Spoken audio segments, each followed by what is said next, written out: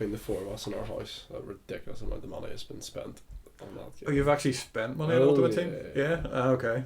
Like, a few £100, like, it's proper. Between you all? Yeah, as opposed to each? No, not each. But we'll just be doing it, and then, like, you'll spend money on, like, a few packs, and then you'll just turn around and just be like, oh, we may as well get, like, you know, it's only like $3.50, and, you know, we've got a bit left over, and then it's like, it just all builds up until you're completely broke, but have a sweet team. See, this is, like, I had a similar conversation about Pokemon Go with a friend where I was like, so, you know, if you put any money into it, and he was like, oh, yeah, about £20. And I was like, what? Like, I was expecting him to say, like, a fiver, but it was £20.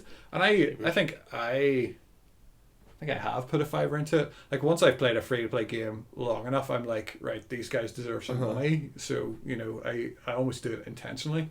But when he just said, yeah, £20 straight off, I was like, flipping heck. I just don't think I could do that. Like, a phone-based game is so small and, like, weird and cheap and horrible. And it just... Yeah, and the thing with, like... Well, I don't know. I was going to say it's the repetitive nature of the game, but then Ultimate Team's sort of similar, like, because you're just constantly playing. There's constantly more cards coming out. You just have to have the best team. They've just released the new version of my phone today, and I know I feel like a schmuck because it's so gorgeous. I just heard about that actually. Yeah, annoying. I really love though that it's like, you know. And they had to discontinue the previous one because it was catching fire. Yeah. You know, stuff like that. It's like, not because the new ones out were discontinuing it, it's just because the old one caught on fire. Have you seen the trailer for It? Yeah. It's just been released. I haven't watched it yet. I've just seen pictures and it looks amazing. Yeah, you should watch it. I watched it in the car should we before you arrived. Should we actually just watch because it now? I watched it earlier in silence. I couldn't watch it because I was sitting beside my 2-year-old daughter. Yeah, I was in class. And I was so I was sort of like that, and she was watching like Paw Patrol or something.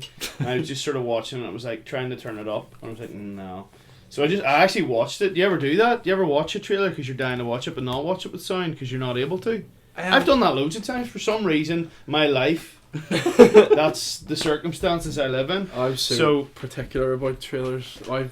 The new Spider-Man one came out yesterday, and I haven't watched it either. My mate got it up on his smashed iPhone, and I was like, mate, I'm sorry, but I don't want to see that if it's on that. No, I wouldn't like that destroyed display. If it's a film I'm really into, then yeah, no, I'll need to go home and watch it on a decent sized screen.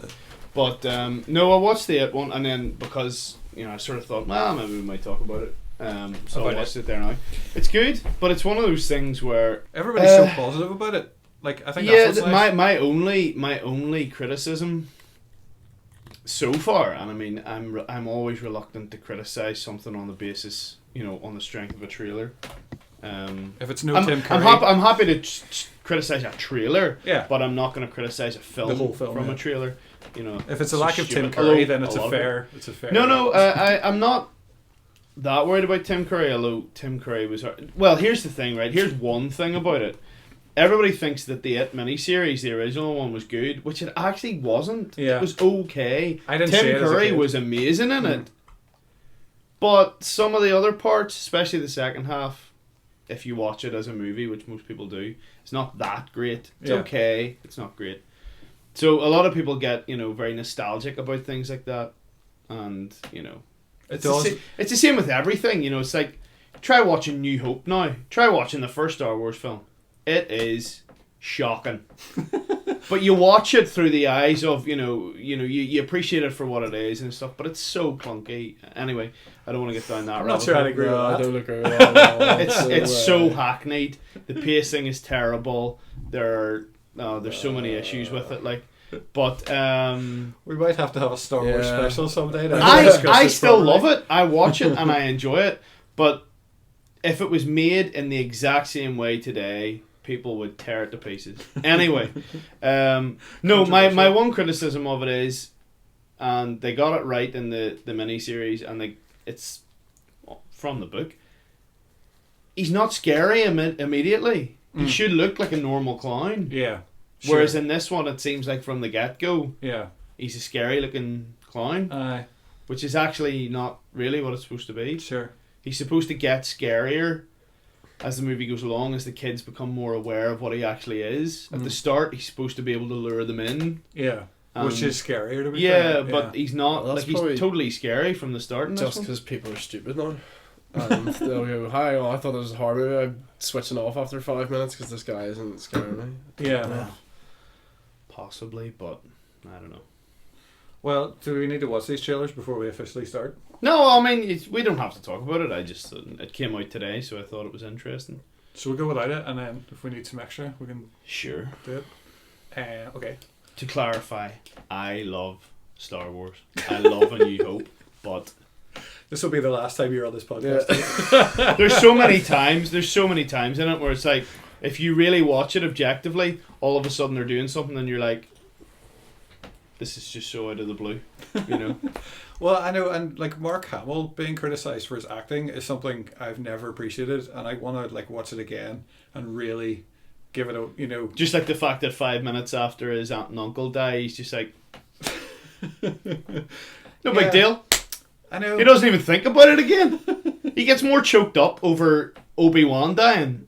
Yeah, but I mean, the point is that what he has always wanted to do, which is leave that planet, has just come true.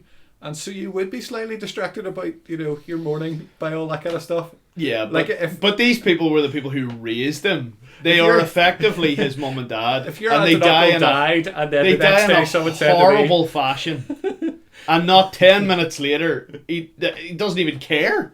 He's Yeah. making jokes. But if your aunt and uncle died, and then the very next moment someone said we're leaving the planet, would you be like, oh, I'm really sad about my aunt and uncle, or be like, sorry? no, Dad? but be absolutely fair. If in a modern film they did something like that, Yeah. people would criticize it. You know they would. Well, it's exactly what I criticised Rogue One for, because we've all seen Rogue One, haven't we? Yeah. And major spoilers for those listening, but after her dad dies, exactly the same thing happens. They immediately leave and get on with the rest of the film. And this thing, like this big reunion that, you know, you've been waiting the first half of the film for, it just happens, ends, and she doesn't seem that bothered about it. Yeah. So, if anything, that's how they mourn in the Star Wars universe. They just leave But the the planet thing is, I think, as like, soon as possible. I mean, older films get a bye ball on a lot of stuff. You know, people. I think the film going audiences were not maybe as sophisticated because they were not exposed to as many films and as many good directors and good, you know, writers. But definitely old films get a bye ball.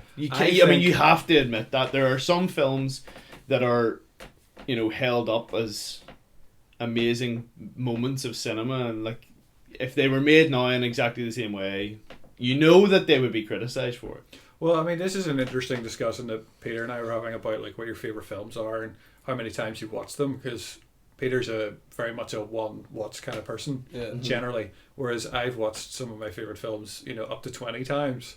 Mark Kermode says he's watched The Exorcist over 200 times, and I think that's where you could point out imperfections with Star Wars like that. Like when you first watched that film, there was no way you were thinking he got over that a bit quick. Like you're completely That's because swept the first away. time I watched that film, I was 5. Okay, but fair enough. You know, I think even as an adult, if you watch that for the first time, you're so blown away by the story and what's happening that. I disagree. Do you think Star Wars won't be as interesting now because it's not the special effects extravaganza it was? Like it doesn't blow your mind in the same way. I think you watch it and nostalgia and what it is and the legend of what it is distracts from any of its shortcomings. Yeah. You know, that's... And don't get me wrong, like there are unbelievable elements. That, I mean, the mythology is crazy good. Like, it's crazy good. Yeah. And Return of the Jedi and Empire are much improved in many ways. But New Hope is, like, a lot of people, you know, it gets a bye ball on a lot of things, but it's very hackneyed, very kind of clunky, very twee, a lot of it. But it's a product of its era. Yeah. You know, everything at that point, you know, like the acting was totally different. And, like, forget the special effects. I don't even care about the special effects looking older. Like, that's just, you know, that's just the way it is. It's some of the things that happen in it are not reasonable in their pacing, but because of the time they were made in, everybody's just like meh. You know. There's an amazing moment in the Bushes of Love bad lip reading song that references when his parents die, and it says something like, about not finding any more crispy bodies by the door. And that gets me every time, to completely trivialize what is quite a dramatic moment.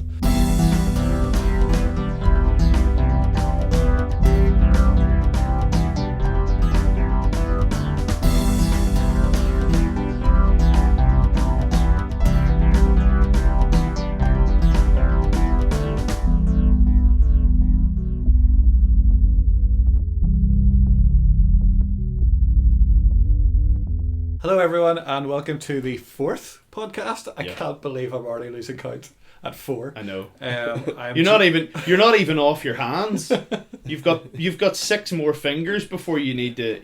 That's and crazy. I could have so easily just checked. I know. Or counted, because there's so few. It's easily done. Anyway, as you can hear, I'm joined again by Steve. How you doing, Steve? I'm very well, thank you. And Glad we are to be joined here. by, I don't know, do we call someone who is, I'm going to say, supposed to be a contributor, a guest, or are they just another person on the podcast? I would say he was the mythological. Yeah, that's what I was going to say. The man people have heard so much about. The man, the myth, our official movie reviewer, with 0 reviews to his name so far. Yeah. Peter Taylor. Hello. Hello, Peter. How are you? How's it going? Not too bad. Are you happy to be with us today? Yeah. How do you feel about your intro?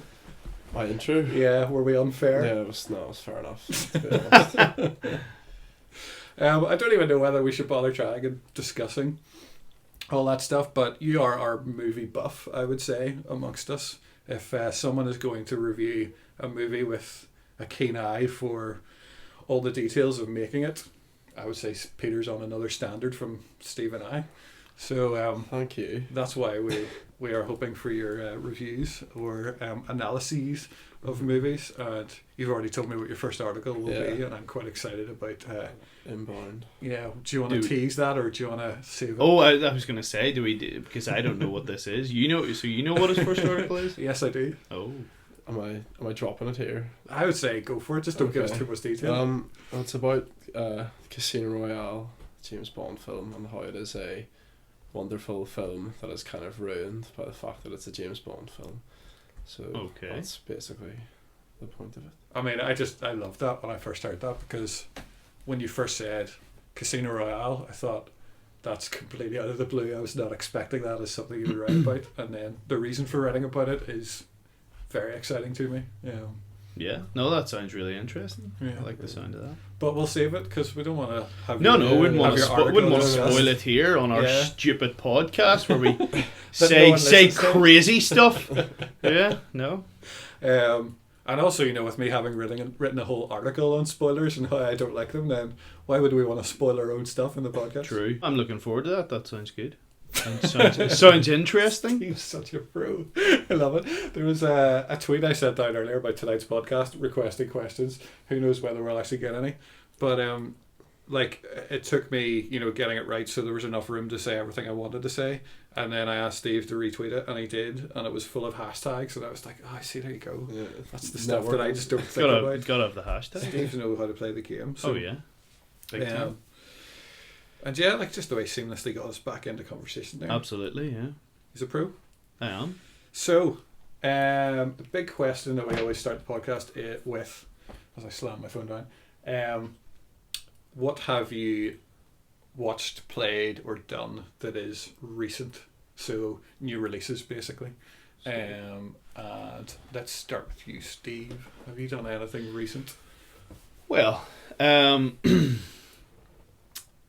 this is a bit of a roundabout way of saying it, and so 2 weekends ago went with my wife Rebecca to London for the weekend, the main purpose of which was to go and see Wicked the musical, which was very good, I have to say. I was expecting to enjoy it, and so many people talk it up, and but it totally superseded my expectations. It was I think it's partly due to who you have in it on the night.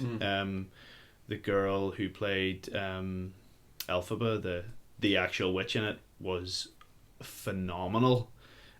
She's I think she was from Holland, and she speaks German and another language, which I can't remember. Is this in Wicked? No, but and so Wicked, she did the German and whatever the other language was version of Frozen. Like she sang the songs for those sort of. So like this girl is good. Like she is the replacement of David Mazzella. She really is, and she was the star of the show. Like she was phenomenal. So yes, really, really enjoyed that. It's nice to do something a bit different. You know, you get so used to watching a screen these days that it's nice to go and see something different. You know, something in real life. Like I love plays. Like I did English Lit and stuff right up to A level and at uni and stuff, and a big part of my course was going to see plays and stuff like that. I love plays, love musicals, love all that kind of stuff. And yes, absolutely cannot recommend. If you have not seen Wicked, go see Wicked. If you get an opportunity, go and see it. Phenomenal. Certainly makes you look at the whole Oz mythology a bit differently as well, which is pretty cool. Yeah, it expands on it, and it kind of it sort of subverts a few of the big tropes in it and stuff, which was brilliant. So yeah, that was our main reason for going over, which was good fun. And while we were there, my intention had been to go and see Logan, and time was not on our side, unfortunately. Timings, I should say. So we ended up going to see Kong instead, which I really enjoyed. I don't think it's up there with Logan in terms of how good it is. It certainly has not been as well received, although it's been well received, and I enjoyed it. I thought it was a good sort of solid 7 out of 10 movie. You know, it wasn't phenomenal, but it was certainly enjoyable. I thought that like the special effects are really, really good. It's nice to see a Kong movie that isn't, the exact same story again. Sure, we've had so many interpretations of King Kong where it's been so this is set in sort of around Depression era America. They go find this giant ape and bring him back. Pretty much the same. Empire State. So this one's set in the aftermath of the Vietnam War, like the immediate aftermath of the Vietnam War. So technology is better. It felt like, and we had this conversation via text, kind of felt like somebody who was a big fan of Apocalypse Now sort of went, I really like to make a King Kong film. And I'm gonna set this to the backdrop of the Vietnam War, and there was a lot of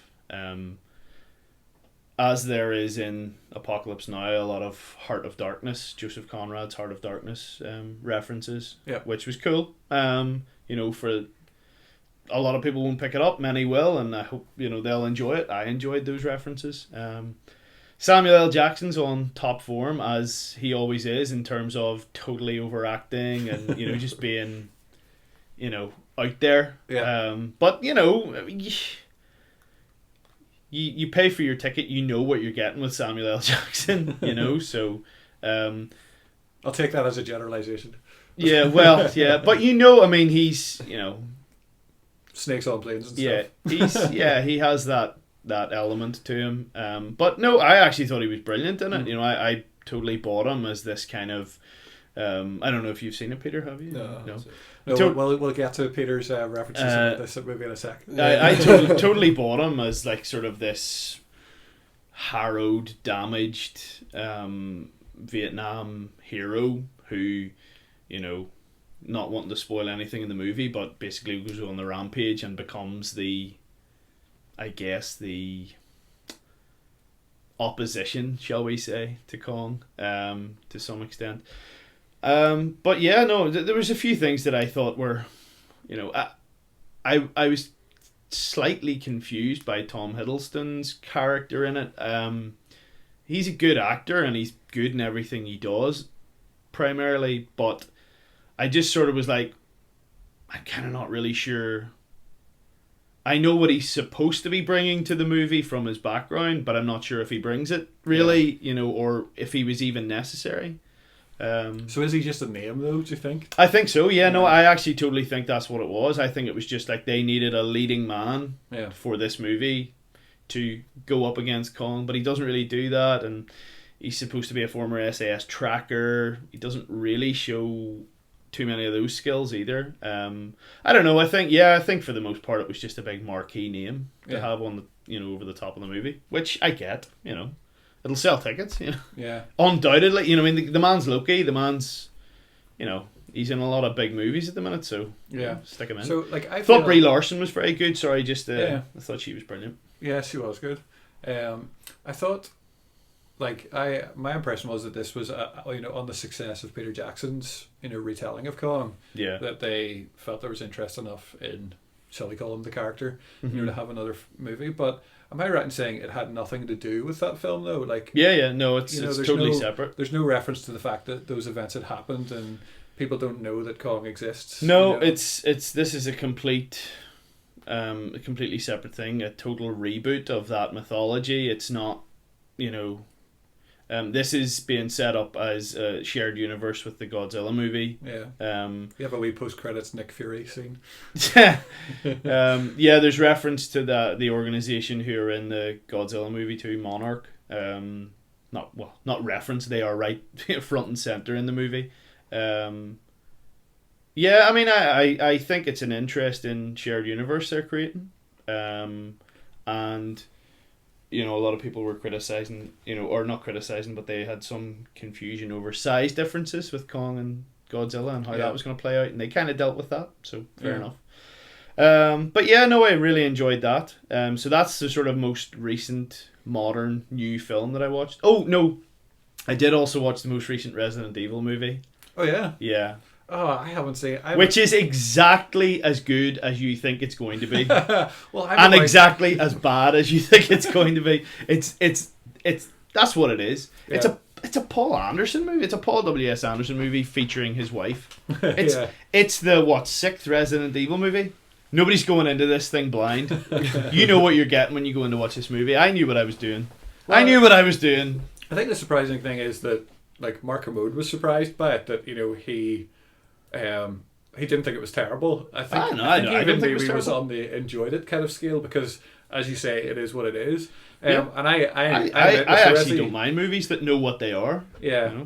I'm about 2 films behind with the Resi series, but I know with one I was just happy because as a Resident Evil film. I found the whole Red Queen thing a weird addition, but it suited the purposes of the film. My biggest the thing that I'm most excited about is that they're finished.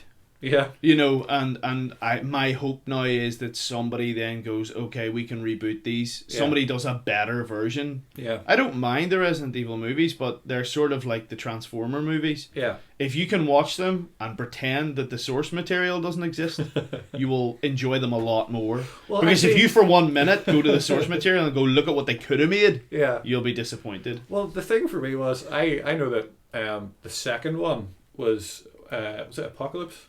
Anyway, whatever the second in the series was regarded as a worse film, but it had Nemesis in it, which it's probably the most true to the games. Yeah, the thing that really sold it on me was Sienna Guillory.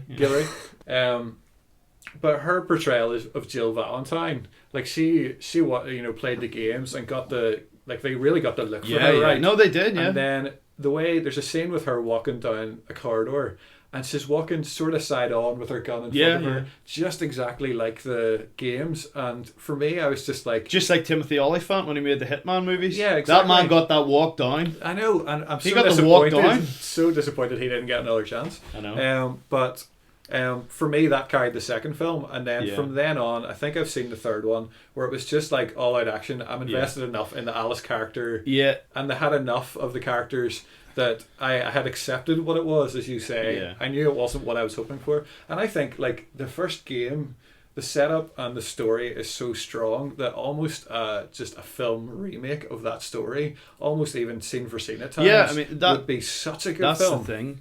And, The the movies themselves have kind of, I mean, you could argue that they follow the same trajectory as the games. The games have become, they've, in some respects, kind of abandoned what made them cool, and they've gone to, like, where you've got a show like The Walking Dead, where it's a zombie show, but actually the zombies are, in some respects, a sort of a, not the main thrust of the show. Like, it's a post-apocalyptic show about survivors and, you know, settlements and how people, you know, interact with each other, and the zombies are just like the dressing almost. Yeah.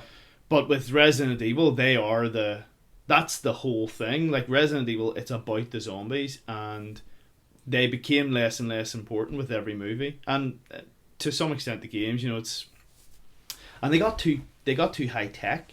Yeah. You know, the games and the movies both got too high tech, and I think, you know, as evidenced by how well Resident Evil 7 has done with taking it back to the basics in some respect, I think they need to sort of take their cue from the games now and sort of go, okay, well, we need to go back to what made the first games cool. You know, the first 2, even 3 to some extent, are claustrophobic, you know, almost like Haunted Mansion movie, you know, or games. Like, you know, a Resident Evil film done in the style of Assault on Precinct 13. Yeah. But with zombies. You know, it's like, there's so many cool references you could use. You know, there's so many parts you could take from better movies to make a really true to the game and really well done movie. Yeah. So I just hope now somebody goes, okay, well, or even if somebody just goes, right, scrap all the other games, we're going to start making movies based on where the games are now going. That'd be kind of cool. Yeah. You know, but yeah, that's true. so yes, I watched the Resident Evil film, and yeah, I agree with Mark Kermode. Like, it's, you know what you're getting. Yeah. It's fine. It's okay. Pass the time, you know. And so, to go back to Kong, like, to give it a Yes, quality level, how would you compare it to Godzilla?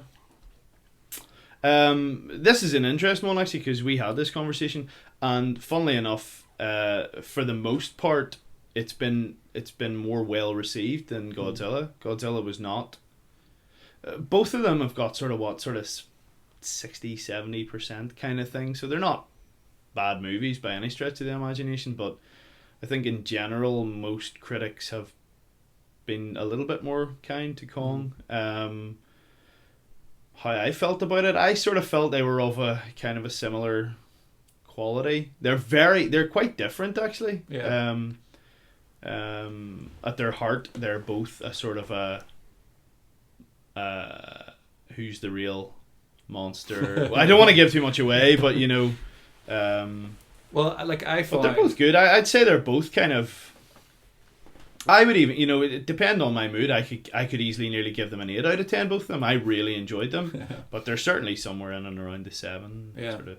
Well, I just find that, like, with Kong being slightly more humorous, and like even in tone, and just like it was lighter than Godzilla, and so I can understand therefore why it's been slightly better received, because it's just a more like Resi, on the nose entertainment all in film.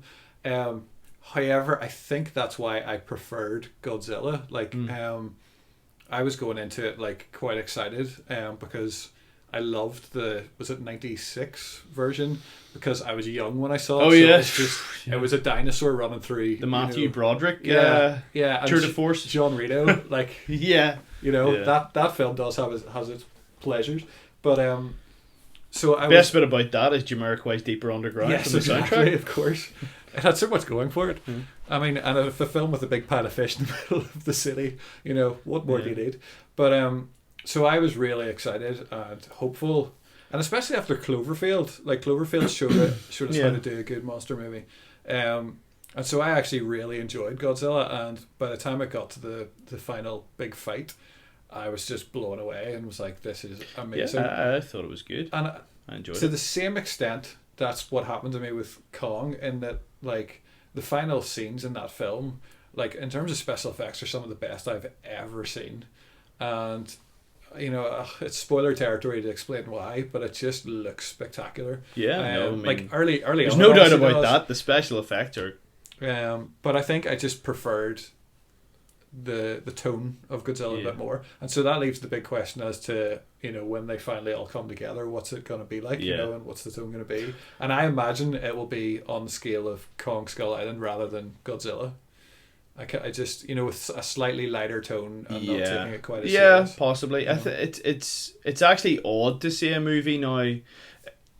So, actually, one thing I wanted to say about Kong, which was probably the surprise package for me, was John C. Reilly. And I know I had this conversation with you. When I had first seen some of the early trailers for Kong, I sort of thought, oh yeah, no, this looks cool. And then when I realised John C. Reilly was in it, I unfairly, I'll admit, sort of went, oh. Because the way the trailers cut, the bits that they use, like, make him look a little bit too over the top.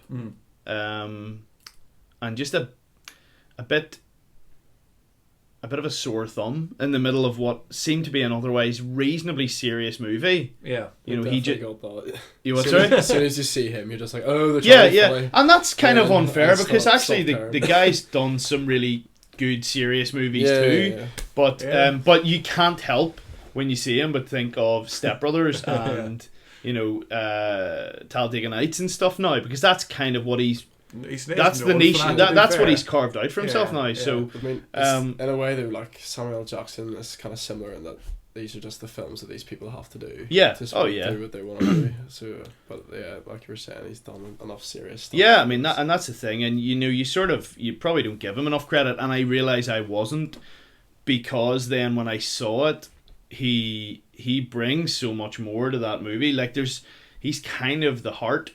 Like the emotional center of the movie, which is quite cool, which is not what I was expecting, and he brings just the right amount of levity, just the right amount of comic relief, without it going into kind of just crazy kind of spoof territory. And he's probably the difference between Kong and Godzilla, because there's nobody in Godzilla who is that explicitly the comic relief. Yeah. Do you know what I mean? Yeah. Everybody has a little funny line here or there in Godzilla, but nobody's like the funny character in the same respect as John C. Reilly, and I think that changes the overall tone, probably. Yeah, I think what they got really right is, like in Godzilla, if they tried to have comic relief, they'd have had someone go, oh my goodness, look at those big monsters fighting, and use the audience would have gone, yeah, that is pretty silly.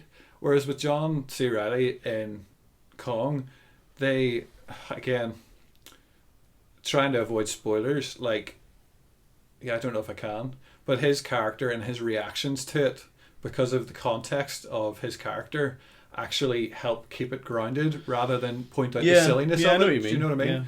Yeah. And I think like that's a really hard thing to do, especially with a character who comes out to seemingly be the comic relief. Yeah. Like you need them to sort of lighten the tone without pointing out the ridiculousness of the scenario. Yeah. And he does that well, which, like you say, may very well not have happened. Yeah. Did you then see it, Peter? Oh no. not after the review, the 2-word review. Do you want to share the review? Yeah, me and Josh were having a drink, and I just got a text from my dad saying, have you seen this movie Kong? And I said no, and he just said, don't crap. That was it. Well, there you go. Yeah. So, other reviews available. And I mean, do you and your dad have a similar movie taste? Like, is it? Yeah, normally I trust him. I mean, yeah, when he says something's...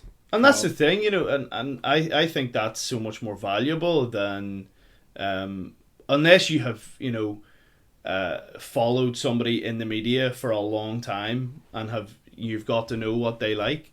Usually it's way more valuable to people to talk to the people they know. Like, you trust your dad, you know he likes the kind of stuff you like and doesn't like. I really think I've knocked it into him. I think every time we go to the cinema, I just kind of talk to him endlessly about what I thought, and he's like, well, I suppose, yeah. Right. Yeah. So he could come out from a film going, that was really good, wasn't it? You're like, well, actually... This is why it wasn't. Oh, yeah. See, that's why... that's why I sort of trust my brother, because me and him have almost identical movie tastes. Just haven't grown up together, it's just inevitable.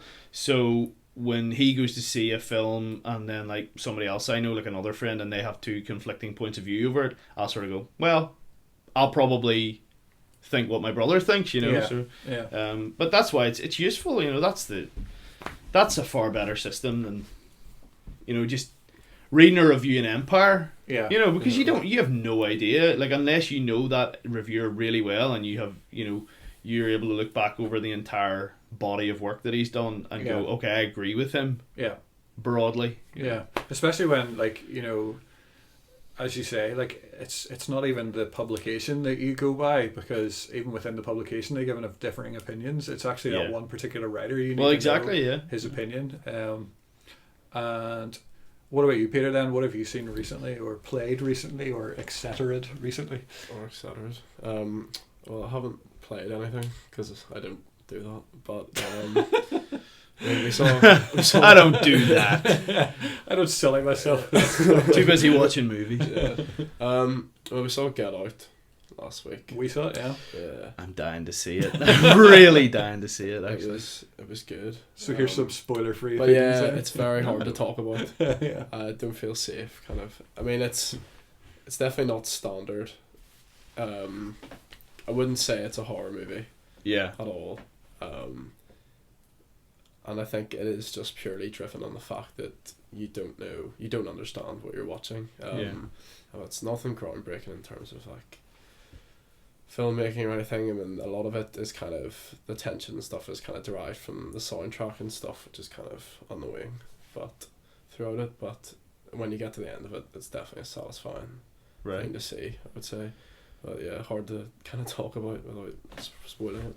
Yeah, it's given Jordan Peele's background, and given that this is his first foray into filmmaking, I'm really impressed by, and obviously I haven't seen it, but given how it's been received, it's just like it's kind of blown away by really this is a rookie movie, like it's very. I think the reason it gets so many good reviews, or like there is so much hype about it, is that like I couldn't see anyone not liking it. I think there is something for everyone, but I just think everyone would say positive things about it, but because of that, everyone supposes that means it's amazing rather than it means it's good, and everyone knows it's good. So I think it's definitely overhyped. But yeah, very. I would agree. Like it's really hard to define, because as a single movie experience, I doubt I'll ever watch it again. But it just, like, for me, the most significant thing was just the sense of unease I had the whole time. Like, you're kept in the dark in a really clever way, where it's almost like really signposting you. And it's only in retrospect you realise how obvious, things were. Yeah. But you can't quite put your finger on it. At least I can't. I know sometimes, Steve, you've worked things out in movies before I have, so maybe you will. But it's a curse. Yeah, I don't like it. Actually, I know. I wish I could not see things coming, but I don't know. I think it's just when you watch as many movies as I like, you realise that there's a pretty stark lack of originality out there, and most things have been done before, or even the templates are the same. So you sort of go, okay, well.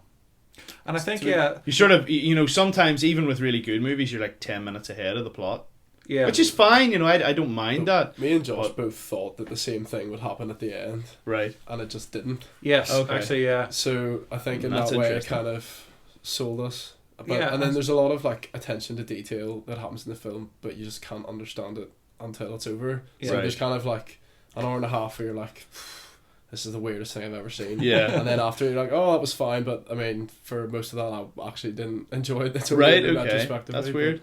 It's still. It's I find it really hard to define, and I was just so intrigued by it the whole time, because there's so many moments that feel like standard horror, like in the first 20 minutes to half an hour. Yeah. And the way certain people look at each other, or something said, or even just on their drive down, I'm going to say to Peter cryptically, like, you know, an event happens and it feels like it's going to be significant, and there is a sort of callback to it actually, which is quite interesting, but like, it's such a classic horror movie moment of just, you know, jump out of your seat kind of thing, and you're just like, oh, it's just going to be one of those movies, isn't it? You know, and again, you know, not long after that, there's as Peter says, like, there's a soundtrack cue, you know, that makes everybody jump, and it's just so pointless. It's just, it was a misstep for me, you know. It was like, why did they do that? It actually would have had the same impact, but have been creepy rather than a jump scare by just having it happen, you know, and not have that audio cue. But like, overall, like, once it's one of those things, you know, like if it's a ghost film, or, you know, like a Cloverfield, you know, you're waiting for that moment when you see the monster, and then from that point on, it's really hard to make a movie that's entertaining. But once everything's revealed, it wraps up at like lightning pace and in a very satisfying way, very enjoyable. Like, I was cheering, practically, you know, on my way through. And as Peter said, it got to a point where we're like, oh no, it's gonna do this, and it, you know, and again, I hate, you know, saying that, you know, there are twists, but it's one of those films where it's quite obvious early on. You know, there's something that's gonna be revealed later on, so I don't feel it's a spoiler to know there's a twist. But yeah, just no, I'm definitely looking forward to seeing it. I do. I'll be so intrigued to see if you work it out beforehand. Yeah, well, maybe I will, maybe I won't. It'd be great if I didn't. I would love it if I didn't. But yeah, I mean, you know, you hear so much good stuff about, you know, and of course you have to be wary of the dangers of overhype, like you say, Peter. You know, it's that I've definitely gone into films. It's the problem with maybe not seeing something right at the start. And then it builds and builds. It keeps building, and everybody you know's seen it, and you're just dying to see it. And you know, I've been burnt on that a couple of times, and I've been pleasantly surprised by some things sometimes. But I don't know. I've been sort of keeping an eye on this one for a while, just because for my sins, I quite like the Key and Peele show, and the idea of, and I mean, it's a comedy show, but because both of those guys are mixed race, you know, they deal with racism and, you know, sort of appearances and, you know, sort of versus ethnicity almost so often in a funny way that I was really intrigued to see how Jordan would kind of do this in a more serious way. And I read a really interesting article in Empire, funnily enough, on the plane over to London, where he was sort of talking about, you know, as far as he was concerned, it was like it was sort of shining a light on the fact that everybody kind of goes, oh well, racism's not really a thing in America anymore, but it really is. So it was his sort of attempt to do that, and you know, by all accounts, by everything I hear, he's done a really good job with his first movie. You know, again, like, it's his first movie. It's crazy. Yeah. So I don't know. I mean, I'm really looking forward to seeing what he produces next as well. Yeah, I think that's a big thing to take from it. That it's an amazing debut and a very promising future. You know, potentially, which puts so much pressure on him. Imagine he just did, like, he's just like, that's it. I'm out. Yeah. One serious movie. I'm back to the Key and Peele show, and that's it. That's all I'm doing. Leave on a high. Or he could go and, you know, make a film that lots of people love, but, you know, Steve finds disappointing, like Star Wars, for example. I do not find Star Wars disappointing. That is just deeply untrue. Cool. Well, what about you, Josh? I mean, the obvious thing is you've been knee deep in Zelda, clearly. Yeah, actually, I suppose it's fair enough that that's the recent thing. So let's talk about it. My goodness, what a game. Like, I text you 5 minutes into it saying, I think this may be my favourite Zelda ever. And you were like, I thought that was premature, to be honest. But and, you know. And I caught myself on at the time. I was like, you know, he's right. It is premature, but the enjoyment I've gotten out of this first 5 minutes, like, how can it, you know, I mean, obviously, fair enough, you think it can't last, you know, at some point it's going to calm down. But now, 60 hours into it and having beaten the final boss today, I don't even know where to start. And the problem with it is, you know, a lot of people have been tweeting wee moments that have happened, and like every single one of those is, like, in my head, a major spoiler, because they're just so much fun and such a surprise. And I think the benefit of maybe is once you've completed the game and you've, you know, done all you're going to do, to then go back and see them and see all the things you missed out on, because there's just so many little things that change. A good example, which is not really a spoiler, is you know, when you wear like different clothes, his idle animation changes. And, you know, so someone tweeted the idle animation when he's you know, wearing the minimum amount of clothes that he can, and it's just so it shows his, you know, his muscles and stuff. And it's just there are a million wee touches like that are just mind-boggling. Like, I don't know how Nintendo did it. I don't know how they had the foresight to put so much stuff in, and so many different interactions, and, you know, even stuff that happens in previous Zeldas, the way they've like added them or tweaked to them. The scale of it is incredible. Like, it looks daunting. Massive. Like, it really is daunting.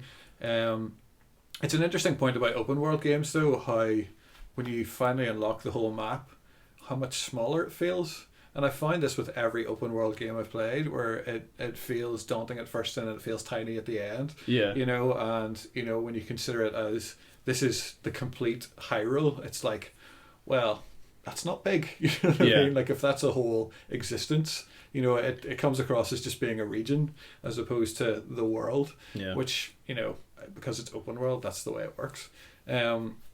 But there's just so much fun stuff to do and so many things that surprise you. There's times where you'll solve a puzzle going, I don't think I was supposed to do it that way, but I've just come up with something. I saw something that somebody put on the internet the other day about how they solved. It was like, I mean, so I'm coming into this not knowing what this was, what I was seeing really, but it was like some glowing green half orb type thing on the ground. Like, they were in a temple and there was one on the other side not glowing. And this guy was like, I was too lazy to figure out the real solution to this. So he just started throwing down all his weapons. And he basically created a chain.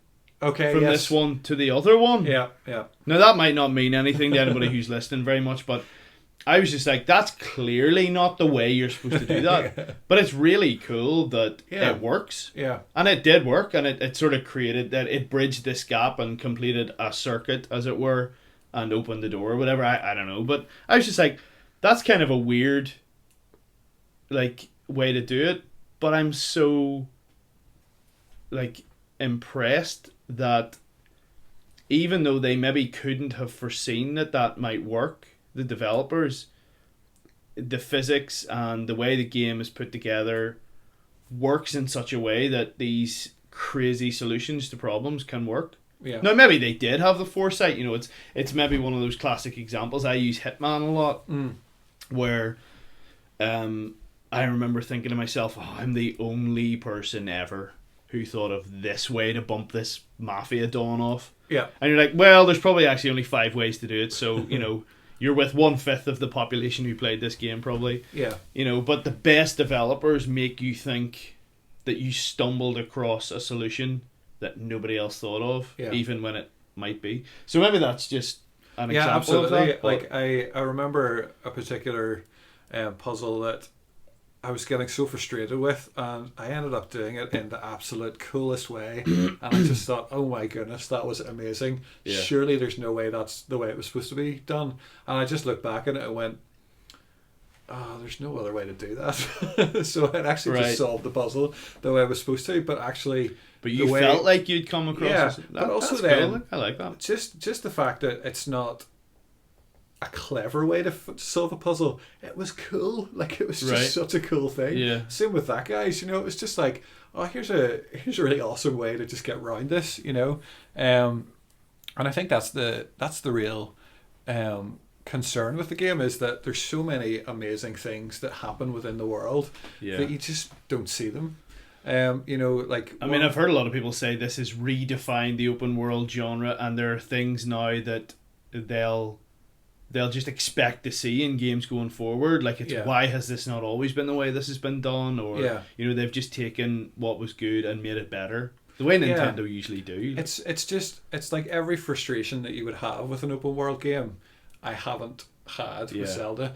On about 4 occasions in like climbing is the big thing in this game. That's the big change for a Zelda game. And then about 4 occasions in 60 hours, I've Assassin's Creeded, as I would call it, where I'm trying to run in one direction and I just start climbing a wall beside me. Do you know what I mean? Like, that happens all the time, the Assassin's Creed games. Like, their walls are so sticky, or their you know, their beams are so easy to run up that you just accidentally do it when you really don't want to. And that happens so little in a game where, you know, climbing is such a significant mechanic. And then also just the world is just so interesting. Like, each new area it's almost like a theme park, you know? Yeah, I mean, it looks really diverse. I hadn't seen so much of it, but you just, for clarity, you showed me and Peter it before we started the podcast up on your projector, and like, I hadn't seen as much of it as I just I know, I showed way too much. Totally blown away by the variety of environments and stuff. But what they've managed to do so well is make all those areas feel like cohesively part of one land. Right. You know, it doesn't feel like, you know, like in Mario 64, you jump into a painting and it's just this whole it's new just area. Totally different. It's like, it does feel like a connected world. And that's cool. And people, you know, go from each area to others, which, again, I mean, isn't necessarily new to open world games, but it's just so seamlessly done and feels so natural. Again, you know, it's just, Nintendo have just streamlined it. You know, they've just made everything the best they can. And is it a 10 out of 10 game like most people are giving it? Here's the question, actually, Josh. Right, clearly you love this game. Yeah. Clearly, and you could talk all day about the ways that it's brilliant. Yeah. If you had to criticize it in any way, or like, are there any things you would change about it? Because that would interest me to know if there are things that you would change or you didn't like as much. So, one thing that they've done is realism with climbing when it comes to raining. Right. Surfaces get slippy. Okay. And when I'd basically completed the game, like the story, I'd gotten to the final boss and been like, I don't want to finish him off until I've done a certain amount of, you know, side quests or things like that, just items collecting and stuff like that. And so I was doing a lot of, you know, we'll just term them the side quests, and that meant a lot of traveling, a lot of climbing, and it rained way more often than I would like it to, and that happened on so many frustrating occasions. But if you're just playing through the game, like, the rain and the weather systems are just spectacular. Again, like, I think I would go as far as to say I haven't seen better in a game. Right. And like the thunderstorms and, you know, even what that can mean to how it affects what you can and can't do. It is amazing. You see what he's done? Yeah, I know. He can't criticize it without totally 180ing and then getting on to some way that he can praise it. I wasn't even. The man's incapable of criticizing Zelda. I mean, that's the real thing, you know. I because I've been conscious of it while I've been playing. You know, is this a 10 out of 10 game? And I have niggles with it. Yeah. But tell us about the niggles, Josh. Yeah, like, nothing ever is significant enough to, you know, cut a point off the score. Right. You know, at one point, I think I was starting to get bored of the open world stuff. Do you know what I mean? The collecting. And I can't think of a single open world game where that doesn't happen. Exactly. Like, I think at some point you get a bit of fatigue. Yeah. No, the other problem with cleanse the palate with something else. Like, the other problem with it was, you know, the reason that's happened is because I've played 60 hours of it within 3 weeks. So, you know, at the point that I was getting bored, I haven't played 60 hours of any game in the last 6 months. I know. I think, like, Dark Souls is probably the last game that time just disappeared for me. You know, I just flew through it and didn't know where I was finding the time. But I know with Dark Souls, not counting Pycross. Yeah. Let's not get started. Yeah, let's not get started. But I know with Dark Souls it was like losing sleep, whereas this year, 2017, I've had a much better sleeping pattern, so I haven't been playing games between 12 a.m. and 8 a.m. or sorry, 12 p.m. and I'm just getting all confused. I haven't got Midnight. I Just haven't call it been playing- midnight. I haven't been playing games between midnight and 8 a.m. Right. Which I know I did a lot with Dark That's Souls. healthy. Yeah, well, I know, and it's a good thing. I'm a grown up now. Yeah. But so somehow I found the time with Zelda, but I mean it's because it was worth it, and I suppose there's been quite a big gap between podcasts, and maybe Zelda's to blame. Yeah, there has. The article output has maybe dropped, so when I was getting bored of like chasing open world stuff, I mean it was probably because it was at the end of a 4-hour session. However, just as I had that thought, maybe I'm getting bored of this, I found one of the best things in the game, and it's like, how did Nintendo do that?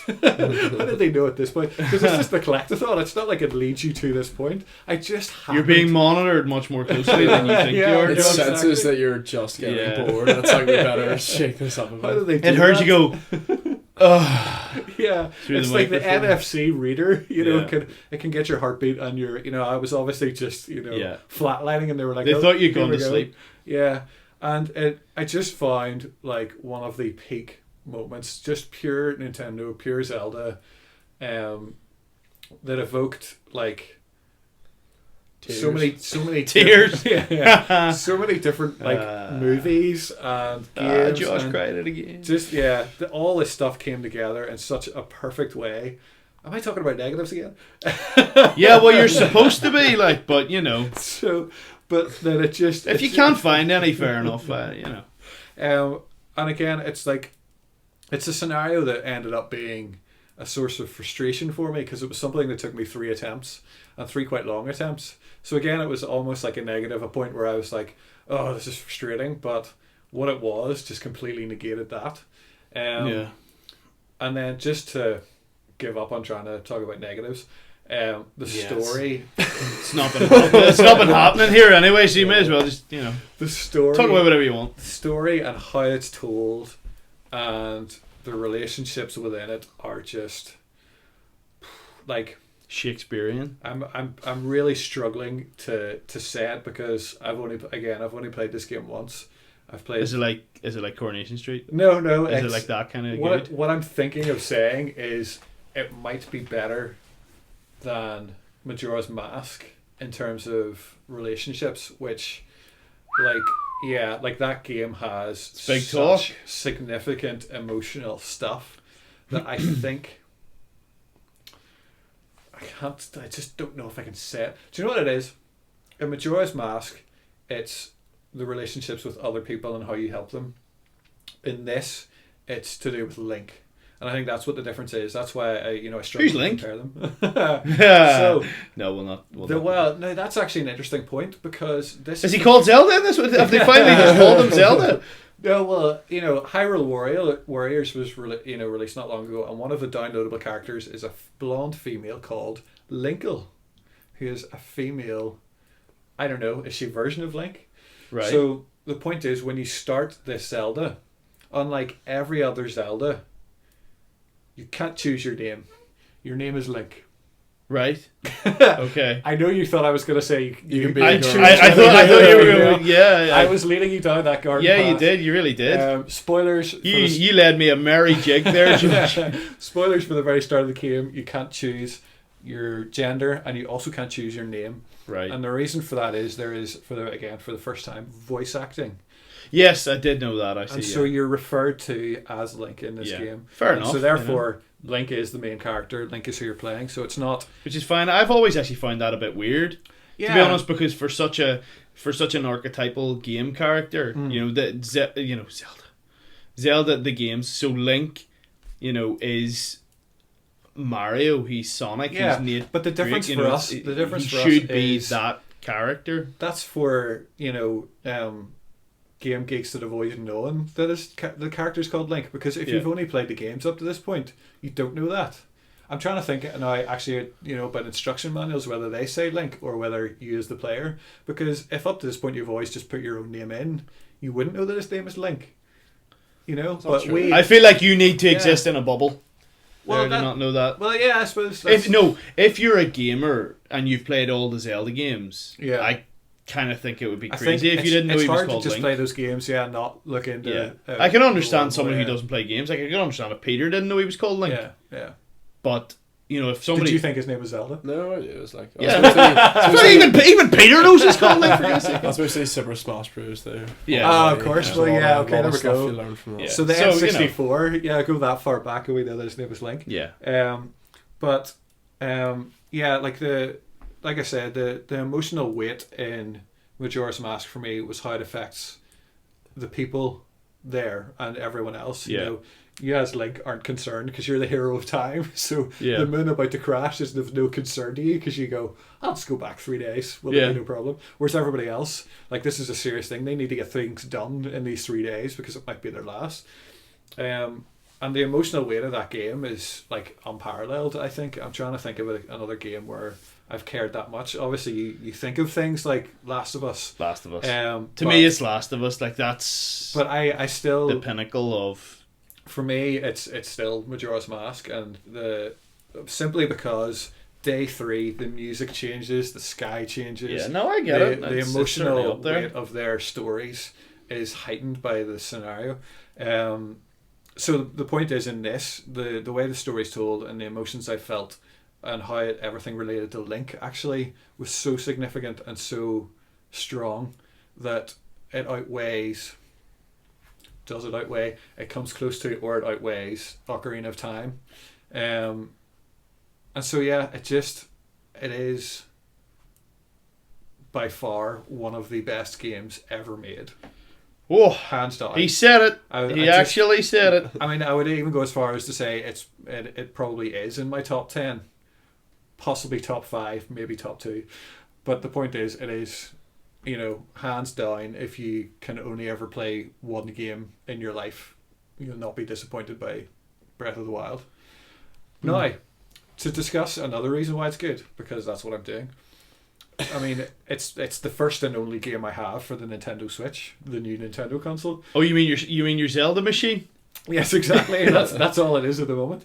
And like, one of the great joys with it has just been the controls and the control scheme. So I've been playing it exclusively at home, on the big screen, using the Joy-Con, one in each hand. So you haven't played it with the I've tried it with a grip, and just after 5 minutes decided that's not the way I want to play it. Yeah. What is the grip like? Is it reasonably ergonomic? Is it good? Like, what's the crack with it? It kind of looks too small. I sort of thought it looked too small. And that's the thing. Like, I think it maybe is, and right. It even just needs to be a bit wider. Yeah. That's what I thought. But the Joy-Con themselves are quite small, and they are tiny. Like, and so the way I've been playing it is the way I've played most Wii games. Yeah. Which is Wiimote in one hand and nunchuck in the other. I get the impression that's the way most people have played it, like from Twitter and stuff like that. I really hope so, because what I loved about the Wii, and really missed it with the Wii U, unless the control scheme was optional, was being able to lie on my bed or a chair, wherever I was playing, with my hands just wherever I want them to be. Resting on my lap. One on each leg.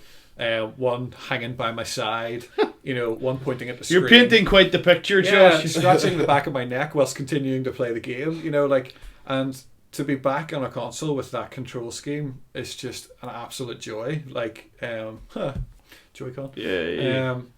And actually, even though they feel quite small in the grip, and then they feel obviously really small in your hands, it took no time to get used to them. And the analog stick is slightly oddly placed on the right, as far as conventional controls go, because it's such a small controller. But again, took, like, I can't even remember. Fair enough, it was Zelda, so I wouldn't notice the controls, but I can't remember the point where that wasn't a problem anymore. But it was very, very quick that I got used to it. And we were discussing the controls and how the jump button seems oddly placed. You can actually switch that with the run button, but I went with Nintendo wouldn't know what they're doing, I'll stick with it, and I found it was the right way. I mean, that was to just to explain, that was you handed me the Yeah, it's a 30-second. You handed me it as the handheld experience, and I found that a little bit fiddly. Yeah. Just trying to get, because the 4 action buttons are directly above and not that far away from the right analog stick, and I did find that a little bit footery, trying to kind of jump or do things maybe, because we're so used now to left analog stick is look about and right analog stick is strafe, and this kind of you don't even think about it, but just when I held it and I was trying to do those sort of fluid, intuitive, or at least learned movements, and then jump at the same time, I just couldn't. It just wasn't in the place that it should have been or something. Yeah. But like you say, probably given an hour, I'd soon forget about it. So that was on the balance of having played it for 30 seconds. I know, and that's the funny thing. Like, I can't even comment on what it's like to play it in handheld mode, because the scale of Zelda, like I obviously Ocarina of Time is possibly still my favorite game of all time, and I originally played it on the N64, so on the big screen, and I played it on the GameCube, the Wii, everything you can play it on, and then I played it on the 3DS in 3D, which was obviously, this wasn't just a reissue, this was a remake as such, in that assets were or textures were updated, all that kind of stuff. Yeah. Graphics look much better. Controls were changed, for the touchscreen. But the biggest disappointment with it was that you just completely lose the sense of scale of the gaming world by playing it on a handheld. And I never appreciated that before, because there'd never been any occasion to. And so then I despair of people playing this game in handheld mode, because you just completely lose that. And so I basically haven't played it. So again, I can't even comment on it. It kind of begs the question then, the following question from that is, are there games that just do not work and will never work on handheld? Yeah, so I mean, again, the point is, I played and completed, or at least are not optimized for it. They're not ideal. Well, I suppose just by that, for if you're looking for the sense of scale in these kind of games, you're not going to get it in handheld mode. Yeah. But in terms of, like, I don't think it'll affect the enjoyment of the game in any way. It's just sort of a sense of wonder can be diminished by it, but that's nothing really in the grand scheme of things. If you're stuck with it, if that's the only way you can play it, or if it's the Wii U philosophy of someone comes in and needs to use the TV, stick it in handheld mode, like, you can still play the game. It's certainly undoubtedly impressive that sense, or that scale is packed into this tablet effectively. And I think that's the really interesting thing, and unfortunately, Zelda's a promising look of what can be done. Yeah. But if that was The Witcher, can it be done? Will The Witcher look as good on other, on the Switch as it looked on other consoles? What's the graphical compromise? Would it even run? Who knows? Like, Skyrim for me is supposed to be the test of, an open world with, more realistic graphics. Yeah. And I've yet to play it. I don't even know it's out yet. But the point is, when the release date is. I mean, I know Skyrim's an amazing game, but I'm not all that bothered on playing it. It's what is it, 11-year-old game, is it? Or am I going? No, Skyrim. No, it's not 11 years old. It's 5 years old, maybe. I don't know where I got 11 from. But I just think that, like, if I was sitting with money and had the option between Skyrim and The Witcher 3 for, open world game, it would be The Witcher 3. Like, people have given me the impression that it is the better of the two games, and so that's what I would probably go for.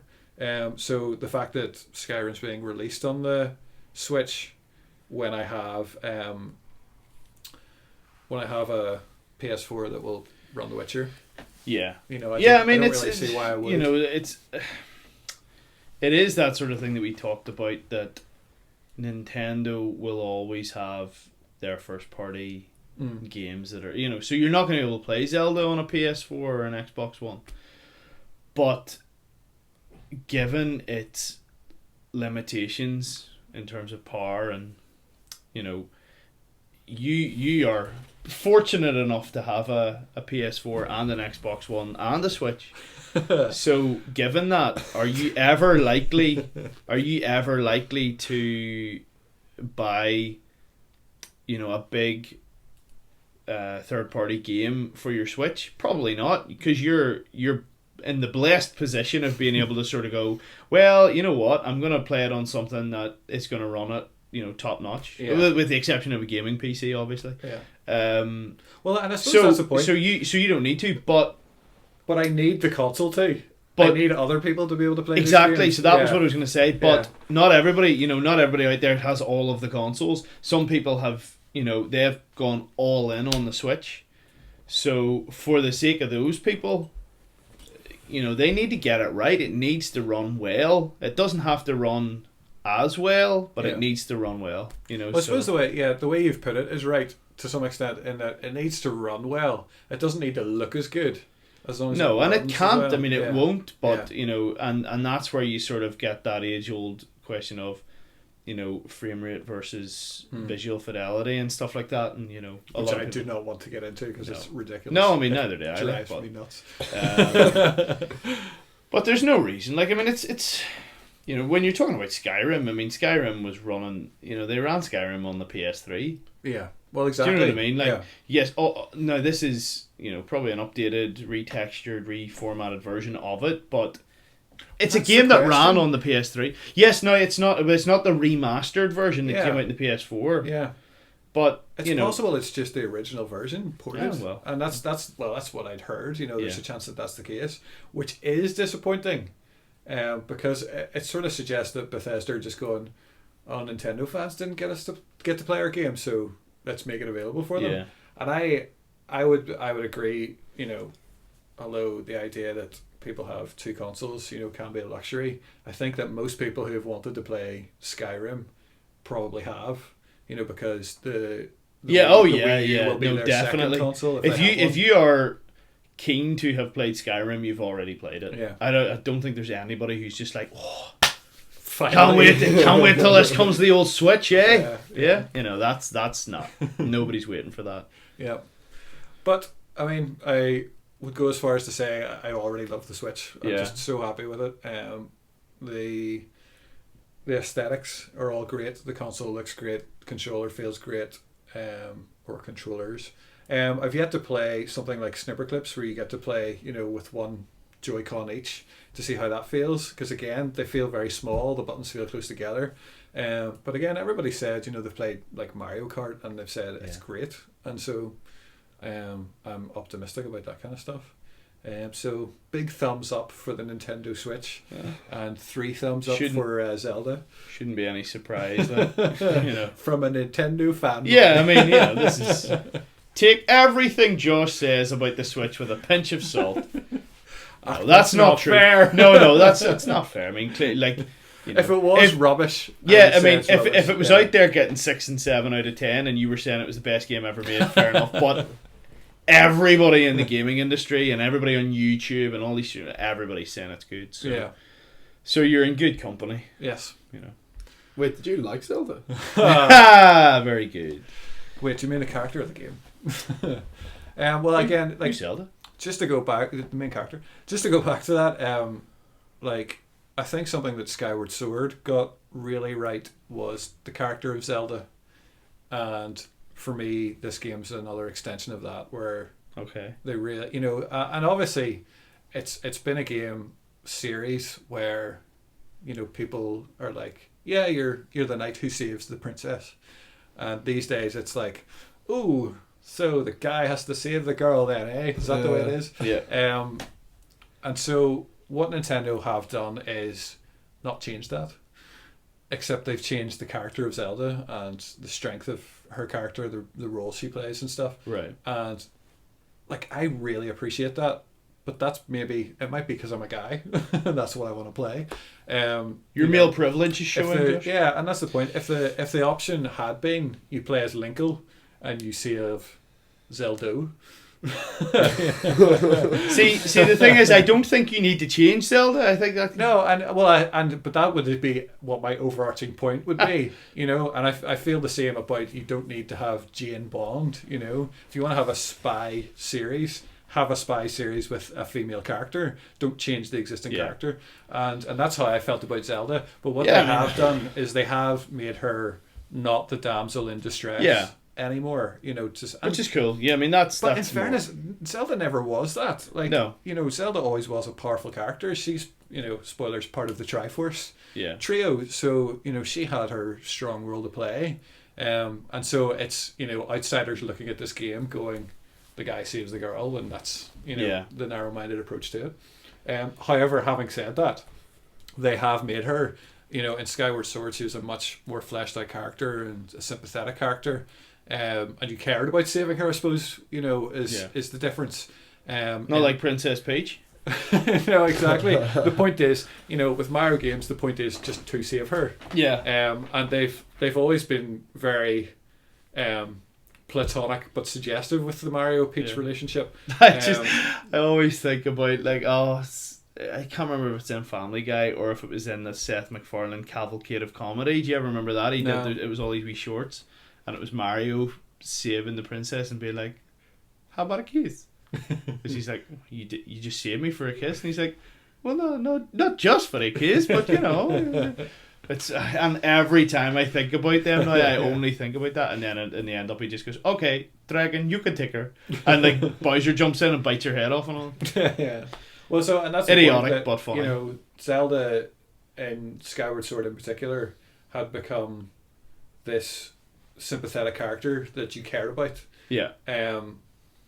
And I feel like they've done such a good job. And rightly so. I mean, all the characters in a game should be fleshed out, depending on the game. You know, like, and it isn't really like in this day and age, it isn't really good enough now to just have well, depending on the story, but it isn't really acceptable to have just the damsel in distress who has absolutely no characterization, and you know, you need to flesh her out one way or the other, like so.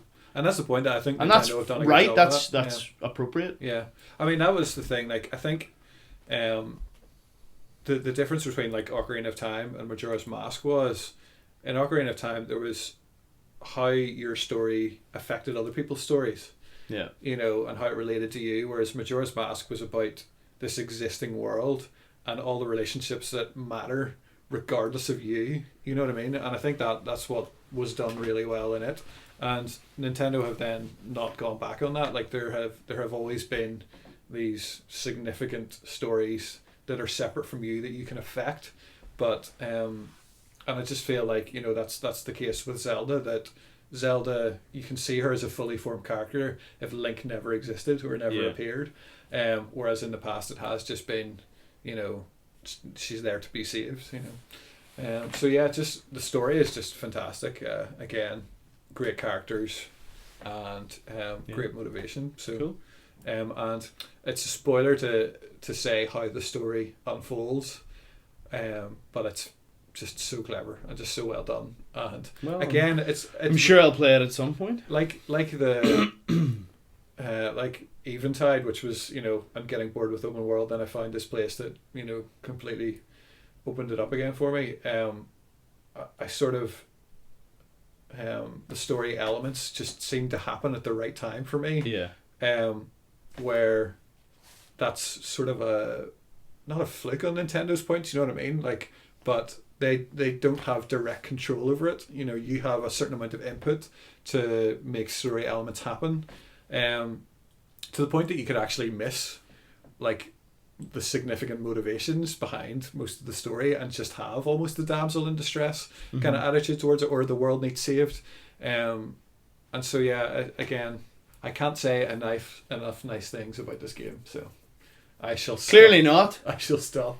Yeah, or else we're gonna have to gag you here. At some point, it was actually talking about the Switch, but somehow we got back to why Zelda is so good. Well, you made an interesting point there, and it sort of made me think about a topic that we could potentially move on to. You were talking about your sort of resistance to the idea that long established characters maybe are changed from male to female or vice versa, instead of just creating a new character who, you know, embodies some of the same characteristics, whether that's in games or movies or books or whatever. And I was sort of thinking about, you know, we've had Indiana Jones, and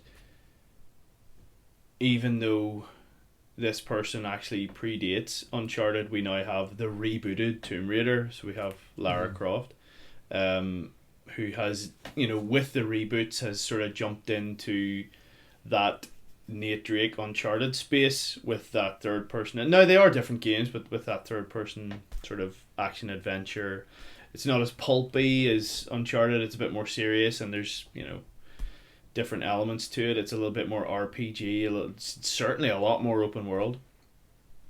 But that's actually an aside. What I really want to talk about is that, did you see the photos of Alicia Vikander as Yes. Lara Croft for the movie? Yeah. I think she's well cast, and so what I was thinking was, given the strength of the games and the strength of the stories of the reboots, the narrative is very strong. The character of Lara now is a much more realistic, real world heroine, as opposed to the previous incarnation, who really could only played by Angelina Jolie. I thought, based on our previous conversation, you were going to ask me, am I expecting a Larry Croft? No. What I was going to say was, so really, here's a strong female character in a movie, but actually, this whole gender thing is not my main point. What I was actually going to say was, so here's another game movie. Yeah. Oh. Could it be good? Because we have never seen a good video game movie, Never? For some reason. Well, we've never seen one that is, that's fulfilled the considered potential. a great movie that could be Oscar worthy. Well, when the best video game movie out there is the Mortal Kombat movie, it's it I speaks think you'll find volumes. it's Street Fighter. So Well, Street Fighter's a bit of a guilty pleasure, but no. But I mean, so think about the most recent one, Assassin's Creed.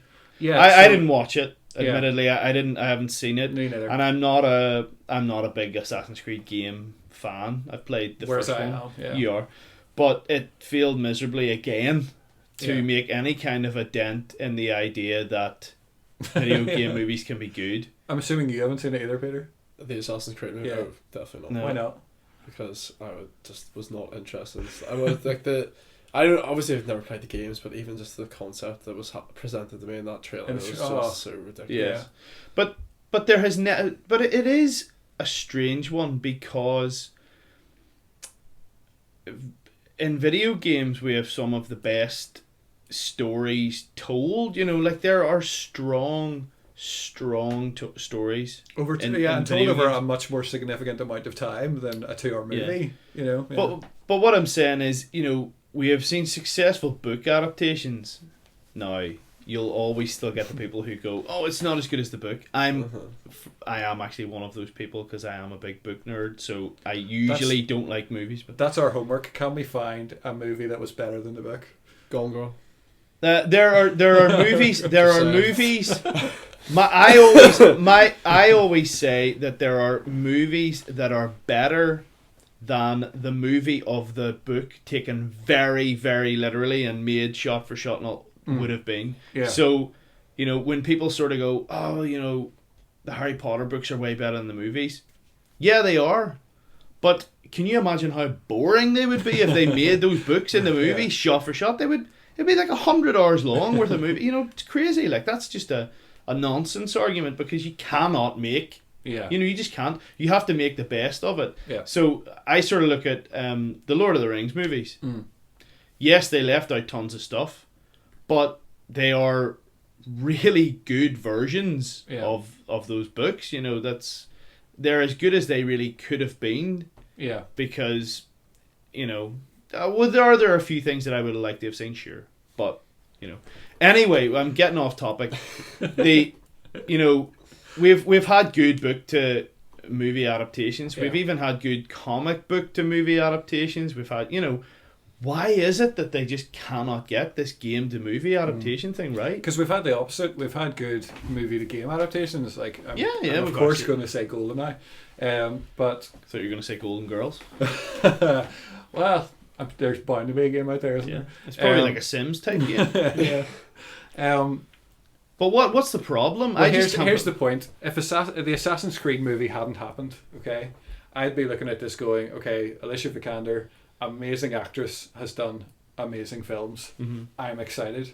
The problem is, Marion Cotillard, Jeremy Irons.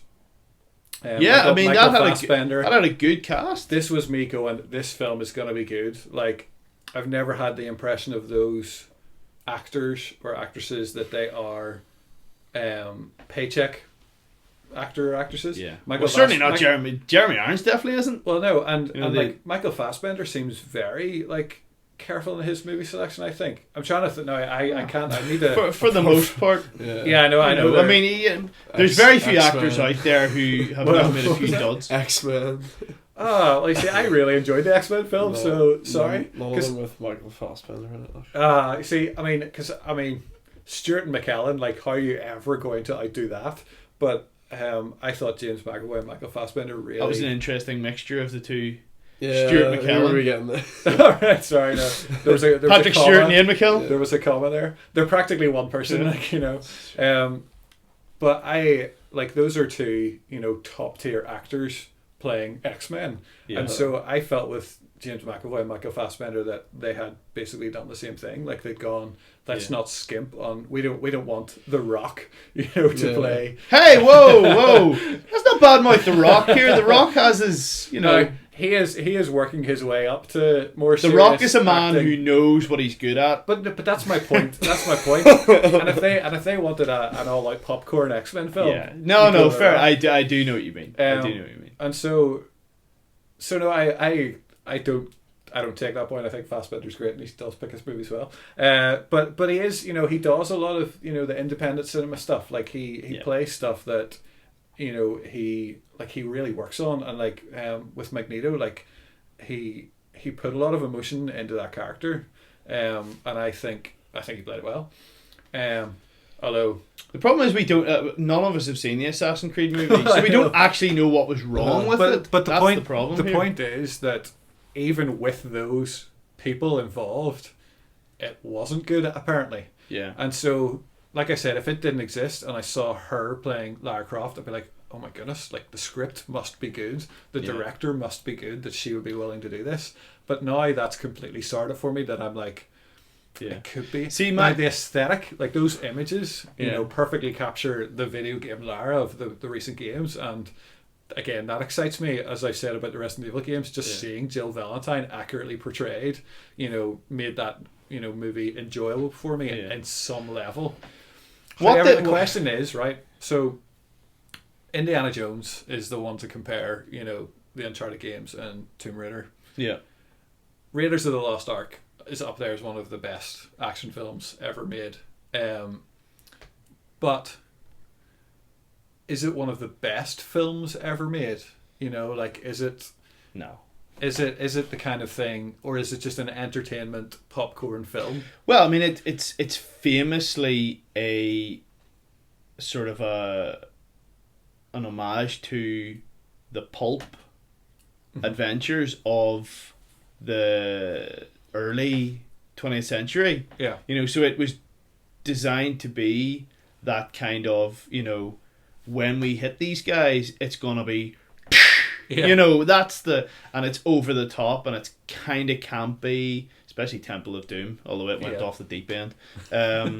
But you know, they're made to be that kind of pulpy kind of thing. You know, he is a larger than life, you know, can get, you know, shot, stabbed, beat up, and still keeps going. He's a bit of a cartoon character, sort of. Yeah. But there's still a lot of like emotion. Yeah, no. Don't get me wrong. There is, but so the point is, like, does Tomb Raider or do video game movies in general need to aim for that same style, or, you know, and is that the best Tomb Raider can be? Can it be on par? I mean, it's highly unlikely that it would be, but say everything went right, you know, is that the kind of movie, the best kind of movie it can be, or can it be a more serious, like, best picture contender?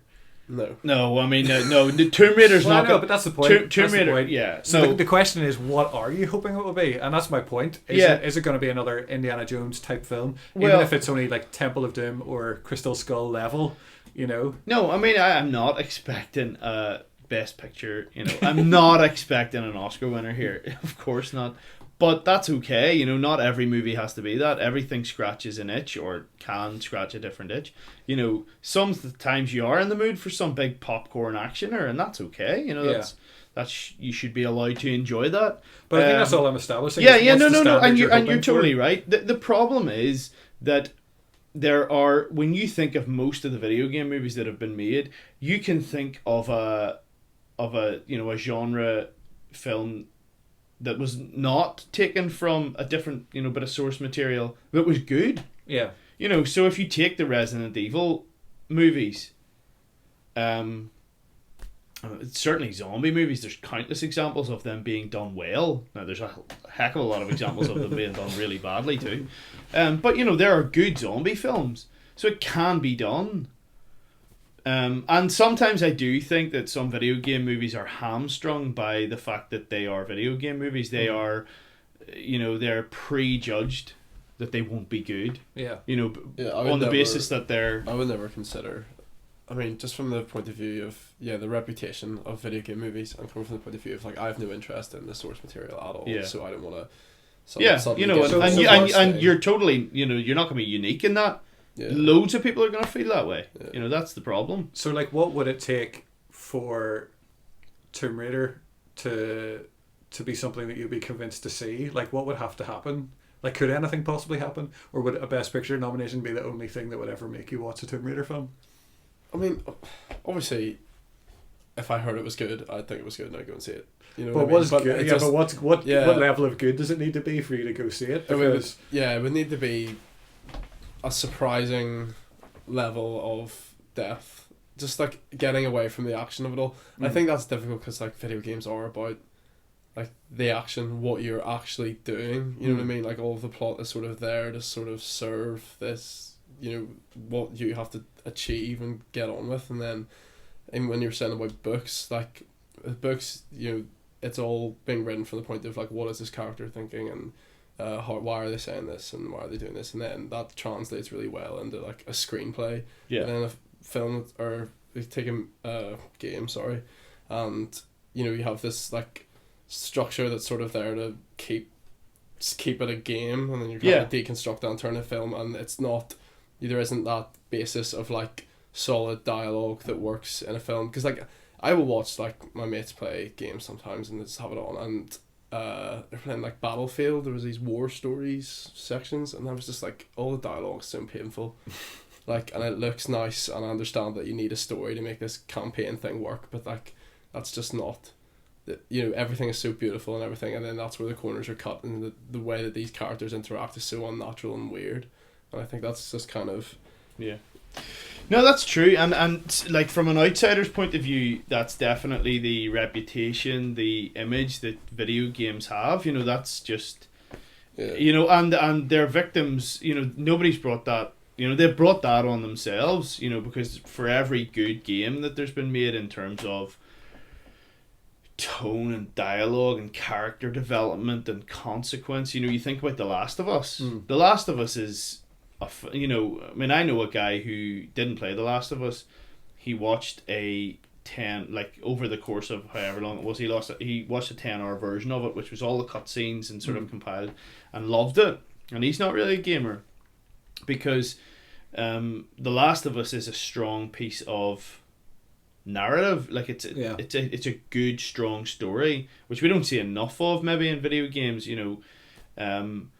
But you're right, you know, in between every single cutscene, there's a 2-hour long piece of, you know, action. There's set pieces. There's bits that can't exist in a movie, and that's okay. But the meat of that story would work really well. I mean, I think about The Last of Us, and I think, okay, so The Road, The Girl with All the Gifts. There's 2 movies that basically combined are The Last of Us.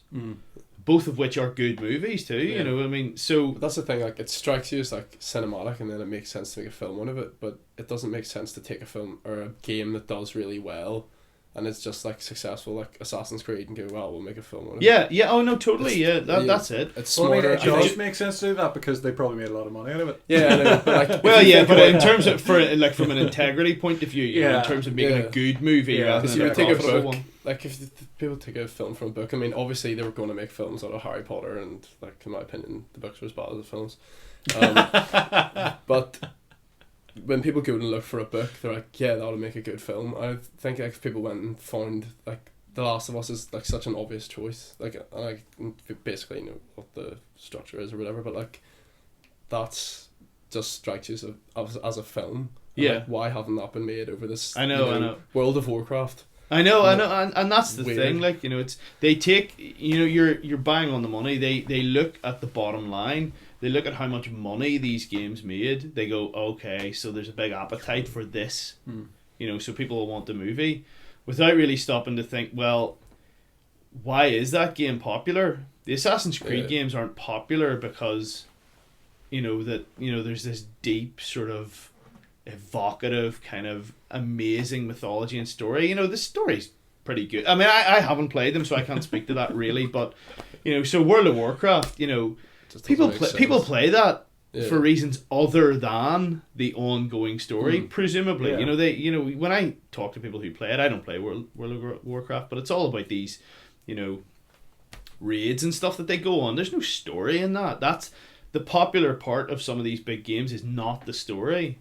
So, you know, the crazy thing to me is, why are they not choosing the games that are popular but also have strong stories, like The Last of Us? Now, the Tomb Raider reboots, the stories are not bad. I think they're pretty good. They could work. I mean, I hope, I would love there to be, you know, I can't wait for the first proper crossover success, so that somebody sort of goes, just so that there's an incentive for more studios to go and look, you know, and sort of go, okay, well, there's good mythologies in there, there's good stories, there's good characters that we can work with, and it doesn't have to be a Call of Duty movie, you know, it doesn't have to be a Assassin's Creed movie, like, you know, doesn't have to be a Super Mario Brothers movie, you know. Super Mario Brothers is an awesome game, but, you know, Just leave it. How would that ever translate into a movie? Yeah. you know, They tried that. Was that weird? Yeah, it was the Live Bob action, Hoskins. yeah. Joke. No, I know that. But what I mean is, like, they should have looked at. I don't know how that this didn't just get a doesn't make sense. nomination. But at best, you know, that's a cartoon. Yeah. Which it was, and Yeah. that's fine as a cartoon because it works. Because, you know, that's, you know, pop. You know, cartoons, you know, are not necessarily the pinnacle of storytelling, but, you know, Studio Ghibli would disagree. they can be. I'm just saying. Disney might. But yeah, you know, there are some big, you know, there are some real candidates, and I also think it's to do with the fact that the gaming industry is growing up too. When we look back at some of the games that we had in the past, they weren't as developed. You know, people didn't flesh out characters and stories and, you know, emotional arcs that, you know, from beginning to end. You know, they didn't really. That wasn't the big draw. Well, or the drive for availability games. to make a living as a games story writer. Yeah, has and definitely even expanded voiceover significantly. artists. You know, it's like these guys. You know, there's guys out there like, you think of, like, guys like Nolan North. Yeah. His full-time job Yeah. is being a voiceover And they're artist for celebrities. games. They're celebrities. he's a running them. celebrity. Yeah. You know, and so that's cool. Like, I think that's cool, but You know there, Northern North, don't you? Oh yeah. but, you know, so I mean, I do think even the Uncharted games actually would make good movies, in terms of they would make good Indiana Jones type movies, because they're basically the same thing. They're both inspired by, you know, if not direct homages to pulp. I think that's a game as well where, like, the gameplay is more integrated with a constantly moving plot. Yeah well, exactly. Yeah, you know. But that's what my big question is then. Like, you know, because Naughty Dog they're the ones making the games that we talk about for the stories. Like, are their writers the ones who should be contributing to the movies? Yeah, does that translate? Can it translate? Can they do well, something? They should be involved. Yeah, I mean, that's to me, that's a no-brainer. Yeah, you know, they're writing. The games are becoming so cinematic now anyway that they're doing sort of the same job. I wouldn't leave an entire movie in the hands of video game writers. Yeah. But to not involve them, to me, seems idiotic in the other respect. You know, to then sort of to expect movie screenwriters or, you know, and directors and producers and all these guys to just totally buy in and get the concept and, you know, be able to communicate that as well as the guys who wrote the original source material is silly. You know, that just, Yeah. you know, they need to be involved. You know that. I suppose that's my point, that I would love to see a video game writer write a screenplay. Yeah. Well, apparently now there is this Last of Us movie that is in the back burner. It's going on, and apparently like guys like Neil Druckmann and stuff who were the creators, they are involved. So yeah, I have some hope for that. You know. But I suppose that's the point, that you know, it remains to be seen what their involvement is and what extent. Yeah. And I would just like one of them to be given like full screenplay credit, write the whole thing. Give it a go and see what happens. Get a good. Well, director, I mean, it couldn't be any worse than what, you know. That's the thing, you know. Yeah. Well, and I suppose that's the point, that I would expect they would at the very least make a good film. Yeah. You know, and certainly, you know, like when you talk about what makes, you know, the Uncharted games good in terms of like the characters, it's the banter between. Oh yeah. The characters, and actually, I mean, so it's you know, Lethal Weapon. regardless of story, you know, even with that banter, it's going to be something enjoyable, you know, and that was what made, you know, Indiana Jones and the Last Crusade enjoyable as a continuation of the story. It was the banter between him and his dad, you know, that freshened that. Which is basically the exact same banter that you would expect from Nate and Sully. Yeah, and, you know, exactly. that's the kind of thing. Do you think the directors care? Because I think it's easy to integrate people to write. Yeah, and then but it's harder to get people to actually make it. This is the point again, that like I don't actually, or not enough anyway. You probably have not enough of them. Because it's just like writing is kind of like there's a similar discipline between that, and then you kind of get the like directing. It's like, well, I'm not going to listen to you because you make games and I make films. So I've been hired to do this, and they've given me a ridiculous amount of money, so I'm just going to get it out quickly. And and it's like, it frequently seems that people who really care about the source material end up completely messing up the movie version, which is, you know, I don't want to suggest any examples, but I just know of, you know, that I've heard it many times before, a director talking so enthusiastically about the source material for a movie they've made, and the reviews all come out going, you know, and so there's just so many impossible factors as to what's the best thing to do, because I do think that the most sensible approach is the Peter Jackson approach. It's just, you know, put in as much as is possible of what made the original source material popular with people, and, you know, take out filler, take out things that just don't move the story along. Yeah. But the problem is, most video game movies to this point, and any bad, you know, adaptations of books or comic books or anything like that, they just fundamentally change stuff. And the problem with that is then you've got the fans of the source material who you're not satisfying because, you know, you've taken out or added to something that they think is sacred or whatever. Yeah. And for the people who weren't fans, it doesn't matter. You know, that they don't even care. They don't know. So, you know, you're not. It just seems a no-brainer to me to kind of. Nobody has stuck close enough to the source material to know whether it would work. That's the big thing for me. Yeah. You know, they keep fundamentally changing video game movies. You know, they've really changed a lot. I can't think of one that captures the essence of the video game. So how can we possibly know to this point? We have nothing to look to as an example of, you know, if they make this Tomb Raider reboot and it's really, really like the game and it still falls flat and it doesn't work, I'll go, okay, well, okay, it just doesn't translate to a non-interactive experience, and I'll hold my hands up and go, well, it just doesn't work. And will you never watch a movie? And I will not only will I never watch a video game movie again, I will never play a video game again or watch a movie. Just to save yourself from disappointment. Yeah. But, you know, it's worth a try. That's my mentality. Yeah. You know, give it a go, because video game movies are going down the Swanee. Yeah. Like, they're What's the problem is that every go costs like Yeah. $200 million. I know. Well, that is the thing, you know. Well, and like even talking about changing stuff with the game to the movie, like the early some of the early changes I read about Assassin's Creed, put me off even seeing the film as a fan of the games, and like especially in 1 and 2, the setup and the concept was just fascinating and done so well, and like I don't know whether suspension of disbelief, how it changes between watching a movie and watching a game, and the style of the movie and style of the game, but like I just bought into it like straight away and loved it.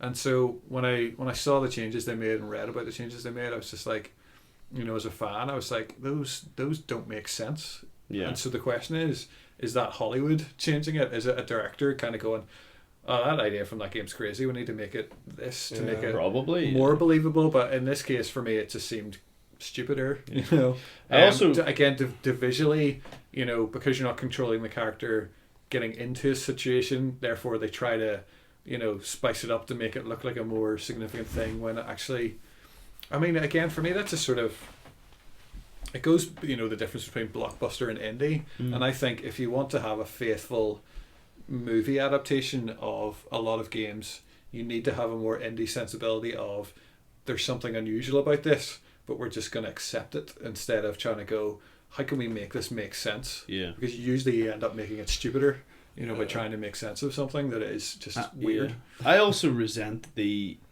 idea that every single movie has to have a romantic element.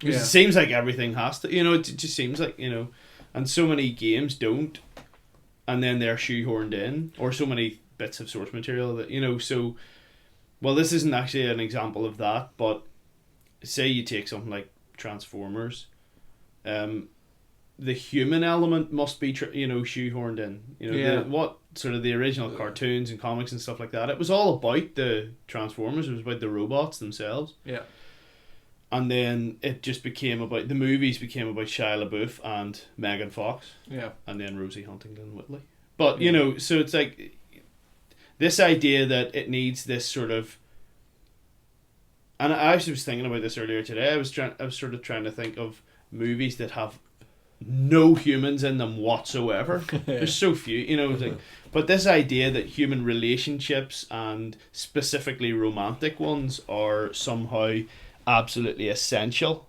to a movie, is something I find just kind of ridiculous, and sort of, I mean, it's one of those things that, of course it has a long established appeal, but the idea that it is an essential, I kind of find weird. If you do sort of Dazed and Confused, where the Transformers are all just sort of hanging out with each other in various locations for an hour and a half, and then just not there's no need to save the world. It's we're just getting on with life. We'll sell that to China and see if they'll still like it. but actually, joking aside, I actually did think, a little bit of time spent establishing relationships between the Transformers themselves, and try not to have the main Transformer just make noises. Yeah, exactly. Sort of, there's so many things. The irony of that is, like, the only relationship that I feel is in any way established in those movies is Megatron and Starscream. Because Starscream's just constantly trying to live up to Megatron, and Megatron's constantly putting him down, and you're like, you get a good idea of that dynamic. Whereas with the Autobots, it's all just like, we're all here to save the world. It's just one of those things. It's like, it doesn't. So I watched the movie not that long ago. I don't know if you've seen it. It was on Netflix, or it is on Netflix. Spectral. No. And it was one of these ones that was being made by a studio. It was to be released in the cinema, and then sort of at the last minute, I don't know all the details of it, but Netflix basically acquired this movie and it came straight to Netflix. And usually, that has a sort of a stigma attached to it. This is a straight to Netflix kind of, or a straight to whatever. It doesn't go to the cinema. So, but it's not a brilliant movie, but it's not bad. But I remember getting to the end of it, and actually, it really, really struck me that there was no romantic element to it whatsoever. Mm. There was no kind of, it wasn't really about any kind of human relationships, whether it was platonic or, you know, it was just about, it was this story, you know, like a sci-fi, it was sort of sci-fi supernatural kind of a story, and I really enjoyed it because of that almost. Now I know sort of I'm a bit of a contrarian sometimes when it comes to things, and I just like I just liked it because it didn't have that, and I think it shouldn't have, you know, but I did find myself enjoying it, and it's quite, you know, it's very special effects driven, and it's got that guy James Badge Dale in it. Do you ever see the Pacific? Yeah. No. You know, the main guy with the curly hair, it's him. You know, so he's a pretty well known actor, you know, maybe not a household name, but, you know, it had some decent actors in it, and 2 out of 3 people have heard of him. yeah, but no, it had decent actors in it. It was well shot. The special effects were good. I thought it had some really pretty good ideas. But yeah, I mean, the one lasting thought with me when I got to the end of it was, and I even said it on Facebook because a guy had recommended it to me, and funny enough, he had sort of said, "Oh, it's kind of like, it reminded me of the Avengers," which I didn't super get what he meant by that, but there you go. But one thing I said to him at the end was, it was like, it's weird to watch a big sci-fi, like this was a sci-fi action movie and quite big budget by the looks of things, where that was the be all and end all of the story. It was just about that. It was totally driven by that. There wasn't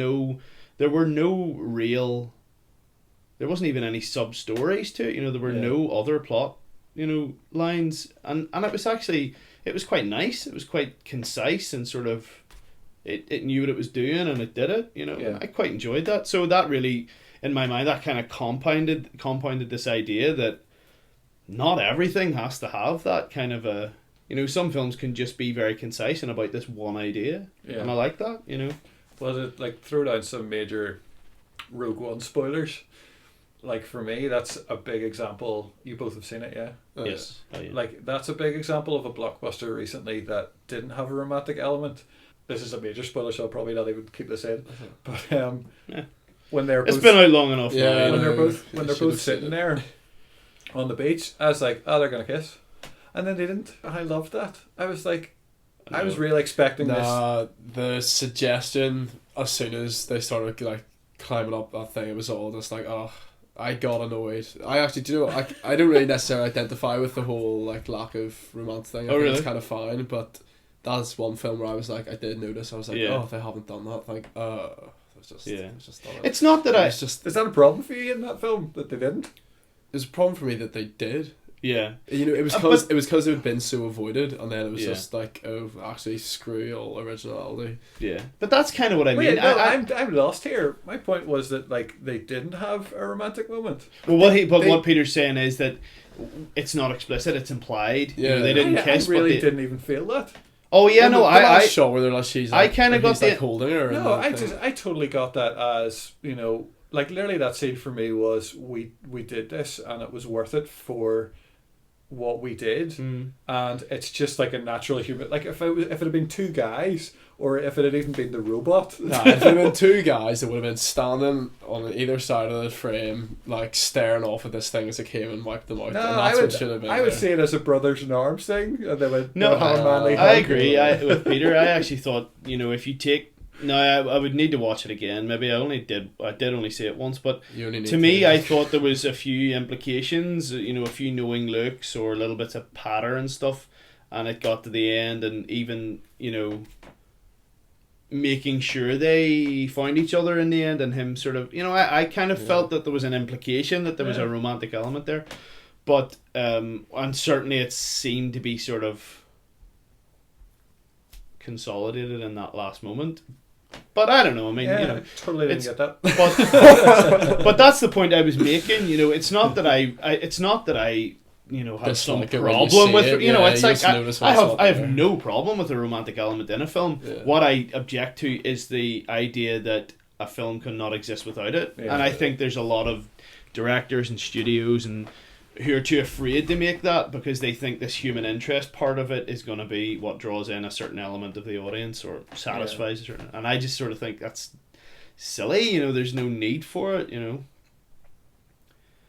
know, it's like, and it's in a similar respect. I was having this conversation on Twitter, I think it was, with a guy a few months ago, and he was sort of saying it's hard to.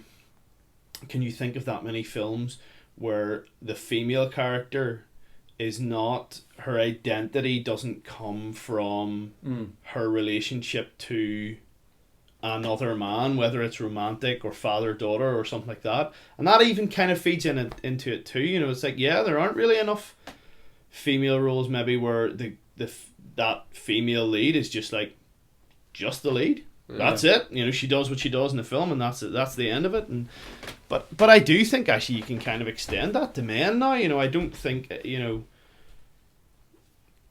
It seems like so many films now, there just seems to be an element, whether explicit or implied, that there has to be, their identity in part is found in their relationship with each other or something. You know, it's just like, it doesn't have to be there. You know, I think it's much more skillful or, you know, at least original, like you say, to not necessarily have that. You know, doesn't have to be there.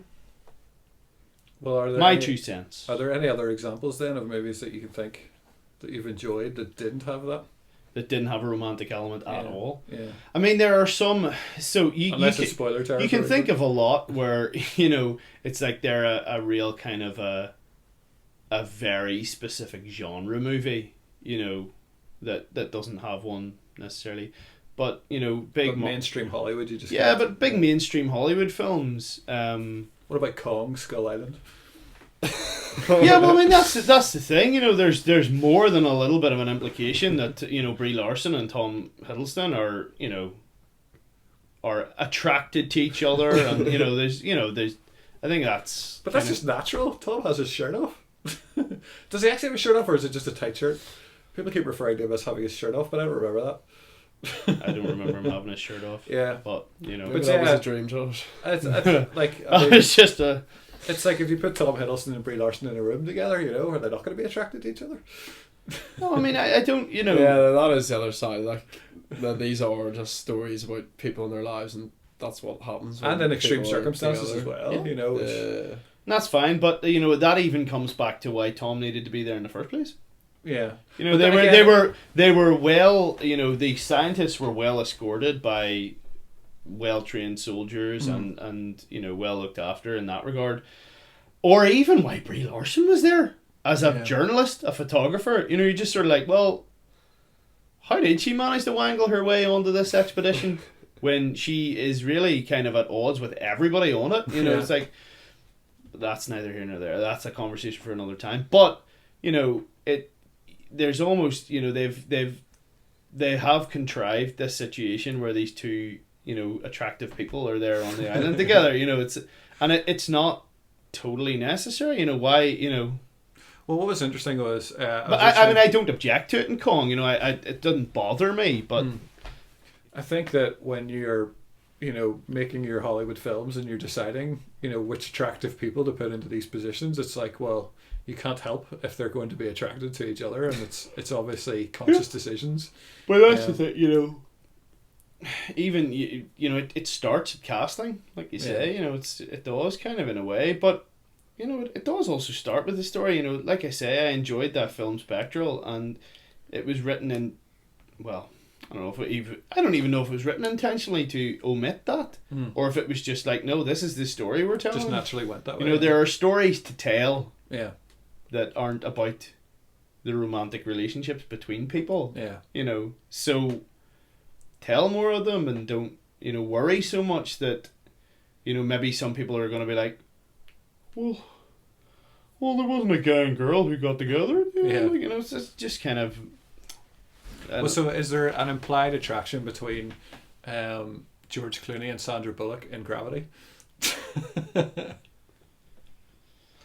Well, I mean, you know, you could say that. You know, this I'm just trying to think of movies. This is no, but I thought about Gravity for a second, but no, I think that definitely that whole dream thing where he comes back on the ship kind of. But also, is that not just her like wanting company rather than George But Clooney? exactly. they still put, whether that was just in her head, they still put it on the screen. So like, spoiler territory. But if you haven't seen Gravity, tough. You know, sorted out. Yeah, sort of. Like, go and watch Gravity, you weirdo. Like if she was a man, if the main star had been a man, like The Martian. Yeah. In no way is Matt Damon defined by any relationships, romantic or father-son or son-mother or anything like that. That's not a part of the overall story. Yeah, to take something that's a similar example, but as a man in the role, why does he only cares about his poo potatoes? Yeah, it's good. I enjoyed The Martian actually. Did it get nominated for Best Picture? Yeah, it did. Yeah. But I really enjoyed, like, the book is fantastic. Do you ever read the book? No, I haven't read the book. The book is good because the book is funnier, actually. Just purely because there are so many more. But again, I came out of the movie going, no, I read the book and I thought that was a pretty good adaptation. Yeah. Because it takes so much longer, because it's over the space of, a year or a couple of years. There are so many more elements of, he is so deadpan funny about his situation. He's so cavalier, so off the cuff about, he just says these remarks and things happen. He goes, oh, I got blown up again. And parts of that were in the movie, but there was so much more in the book. Yeah. But you gotta leave something on the cutting room floor, like, and they established him. I thought Matt Damon was really good, actually. Yeah. And they were successful in establishing that is his character, that is his personality type, without necessarily having all of that in it. Yeah, which, I mean, in that scenario is a very hard thing to do, to have one actor carry the movie, because I know it cuts away to the other guys, but I mean the most of that movie is just him talking to the camera or himself. Yeah. And I was surprised just by how entertaining I thought it was good. It's very good. You haven't seen, there's a good, this is sort of a weird thing, but it's like it's a sort of a selection of photos of people, like actors who in their youth, or when they, so I think the first one might have been Hugh Jackman as Wolverine in the first X-Men film. He's in decent nick, but he's nothing special, whereas then in the last one he's like built like a tank. Then the next one down is whoever it is, maybe it's Tom Hardy or something. Then the next one down is BB-8, right, from Force Awakens, and then it's Matt Damon in his Martian suit. Yes. Or no, yeah, it is the Martian. is it the Martian, or because is it? It's orange and white. Yeah, but I'm just trying to think if it's that or if it's. It's not Interstellar because it's all grey in Interstellar. Yeah, no, it is. It is the Martian. So it's as if BB-8 got buff. It really made me laugh. Actually, I thought it was good because then you actually do look at it and go, it is like BB-8. Actually, it really is the same colour scheme and stuff. Yeah, I thought that was funny. Aye. So, the other thing I wanted to talk about on this podcast was Peter and my Best Picture Day. Yes, I heard a lot about it. Yeah, so I basically just kept hearing good things about a little movie called La La Land, and was getting the point of I can't stop, I'm getting fed up of hearing about how good this film is. I'm just going to have to go see it for myself, with my expectations so high as a result of everybody's comments. And for, I don't know, probably about 6 months I was just dying to see Hacksaw Ridge. And I was just saying to Peter, like, I love everything Mel Gibson has done, and so I just couldn't wait. We did talk about Hacksaw Ridge a bit on the second podcast, was it? Yeah, so I just started looking at the timetables and realised that there were 4 Best Picture nominees in the cinema at that time, and there was no reason why they could not be squeezed into one day. Yeah.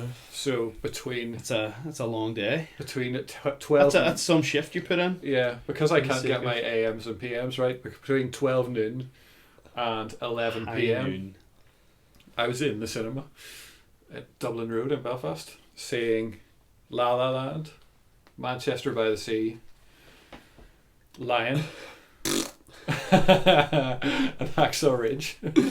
Got a mini review from Peter there. Yes, thanks. So, Peter, you really enjoyed Lion. Yeah, I thought it was wonderful. But let's talk. Of those 4, I've only seen one of them.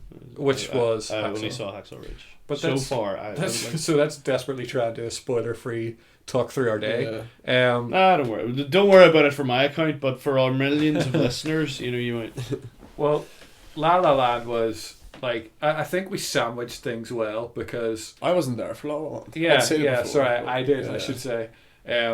Different people were there for different movies. I think Oh, so- were we there for 3? Were you the Yeah. only common denominator between Yeah, all 4? yeah. Oh, right, okay, I didn't realise that. I'd seen La La Land. I think Johnny Really did the well first before. 3. So I got there at 12 to see La La Land with exceptionally high expectations, and Dangerous. I know, and I think within 30 seconds I was like, I love this movie. Like I was completely taken aback because the first sequence is like, here, by the way, you're in a musical, like straight away. Like Yeah. there wasn't any kind of lead up to it, and it wasn't like, a sort of gentle intro of just like it sort of was, but like it wasn't like a bit of singing, a few dance moves, a bit of chatting, and then a big dance number. It was like straight into one of the best directed, song and dance scenes I've ever seen in a film, and I don't think I've been so agitated by a seemingly single shot since Birdman, where I just did not enjoy the first 12 minutes of that film because I was like, I need to cut that out. There's too much amazing acting. Like the acting in that film is so good, and for it to all be strung together without a cut, well, a Is certain this amount of it- Birdman now or Birdman, La La yeah. Land? Yeah, Birdman. I was getting so stressed. Yeah, agreed. I was like, Birdman's a good movie. Edward Norton, don't say a single line wrong or word wrong because you're gonna have to go back. Yeah. I don't know how long it took for the first cut, but I found it stressful until I saw the first cut, which again I'm sure a lot of people didn't even see. And so with this, it was the same.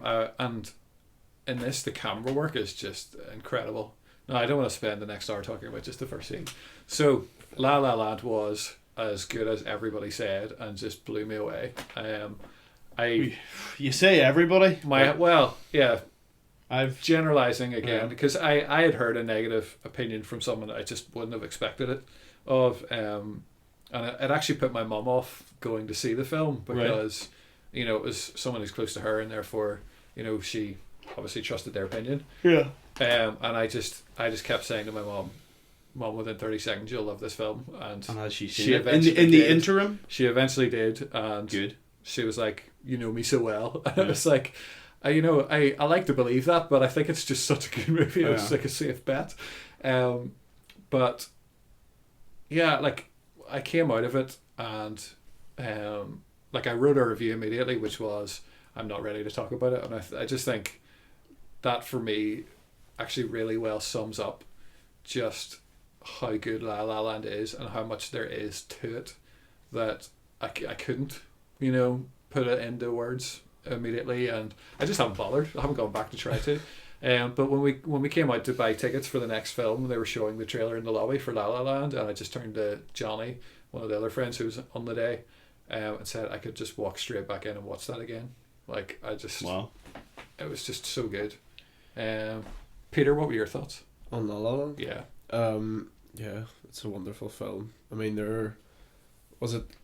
I'm always one for like paying attention to exactly what's going on, like technically, and there was one point where someone jumps into a swimming pool and they like spin around and you don't even notice that the camera has like gone into this guy's perspective and then you're swimming in the pool, and I was just like, I'm so like astounded at what has just been done with that camera, and there were just so many moments like that throughout. The only criticism I would have was those strange like vignettes that were around, random shots for absolutely no reason. Just kind of disturbing, but it's just a beautiful thing, and I went to see it with like a lot of my mates who were really annoyed at me because I told them to come and see this film and then they found out it was a musical, and after 30 seconds I was like, just trust me, just watch this film. And then by the end of it, I was just like, Peter, I'm sorry that I ever doubted you. It's You just such a know beautiful all thing. things. Yeah, no, it's lovely. No, it's interesting. I mean, obviously, I'm speaking from a point of view of not having seen it, but again, it's kind of like Zelda. The weight of hugely popular opinion, like the common consensus is that this is an amazing movie. I do look forward to seeing it. I mean, I do like my musicals, or at least song and dance based ones, sort of older, sort of Fred Astaire and kind of Gene Kelly ones. There are lots of nods to old musicals, visually. So I understand, and I guess those sort of vignettes and stuff are kind of wee nods to that kind of thing too. But I mean, just as a anybody who I've seen who has disliked it, it's always been sort of, funnily enough, people who are fans of that type of movie. Most of them are not. I think anybody who isn't a big fan of that type of movie just didn't go to see it, and that's fair enough. They're not going to go and see it. They're whatever. Maybe some of them should, and they'll have their opinions changed, like your friends, Peter. But anybody who I've seen criticising it are people who think of themselves as big fans of sort of song and dance based movies, and maybe sort of like this is hipster. This is a hipster musical. It's it's faux musical. It's I think that's the thing, that like it's really not. Like there are hipsters in it. Yeah. But like I would say, just to sum it up, like it just perfectly treaded the line of old Hollywood and modern story or style. And again, like, as I didn't review it, it's just I even struggle now just to put into words what that was. But like, I was actually surprised for a musical how much talking there was, or how few songs there were. Like when it started just being an all-out musical piece, I thought it was going to be a Les Mis where it was entirely sung. That worried me. I didn't want to see that film. Yeah, and I was the same to some extent. Like I was absolutely blown away by Les Mis. I've never seen the stage show, but I really loved the film. And Russell Crowe did not do anything to harm it for me. But yeah, when it came to La La Land, I was like, after that first scene, I was like, right, I need to prepare myself here. This is going to be an all-out, fully sung film. And it wasn't. And actually, there are significant gaps between the songs. And again, I just think that's what makes it so special, that it didn't rely on the music and the spectacle, or even the camera work. Like, it does have those very ordinary moments, and like that just caught me off guard. Like I really loved it, and I remember like a particular scene which I will not talk about, the actual content of it, but it just made me feel not like I was in a different movie, but just so surprised about what was happening and the dynamic of it. And I'm just so impressed by Damien Chazelle. Like this was huge pressure. He'd just done Whiplash, which everybody you knew who wasn't a drummer was raving about, and how's that possible? And he just absolutely blew it out of the water. Like I really enjoyed Whiplash, but it doesn't even come close to La La Land for me. And I am a drummer, so it should be the one that resonates with me more. But this guy is just on an upward trajectory when it comes to quality of movies. And I'm nervous about his future then. What's going to happen next. I was telling Peter that I'd heard space. I was telling Peter that I'd heard after First Man. Now I don't know where I read this, and I couldn't find it again, unfortunately, because every time I put in his next movie it talks about First Man. But I read that it was a thriller that he'd written, and which is just completely different to what we come to expect from him. And First Man in itself, the constant in it is Ryan Gosling. That's the only Damien Chazelle thing to expect. And so, are you Ryan Gosling fans? Definitely. Yeah, like I mean, Drive blew me away. like, again, that's another film that I just did not know what to expect. Yeah. And I'd heard so many people say that it was boring or dull, and I hope I never talk to those people again. Yeah, no, no, Drive's a great Drive's movie. And I've modern seen classic. his other stuff, as we'll call it. Like, I've seen The Notebook. I mean, I made my ex-girlfriend watch Tarantino films, so it only seemed fair that I watched The Notebook. And like, no judgment on it as such, or his performance in it. And I think that he does have a good range. He knows when to talk and he knows when not to talk. I know that he's obviously scripted, but like, just his manner with what he's given, he just knows what he's doing. And I've never been distracted by it being Ryan Gosling, because I know him, you know, as a celebrity. You know, I know of him because girls love him. He's a famous actor, but every time he plays a character, he totally is that character. You know, he's one of those actors that gets away with it without needing a lot of makeup. You know, to change him completely so you don't feel like you're just seeing him again. One thing I've noticed about him that I quite like is he'll just ever so slightly change the pitch of his voice, and it changes him. It totally changes his character. It's weird. It's the first time I think I've noticed it before, but the first time I was really aware of it was Gangster Squad. Right. I haven't seen Gangster Squad. Have you seen it? Yeah. And it's okay.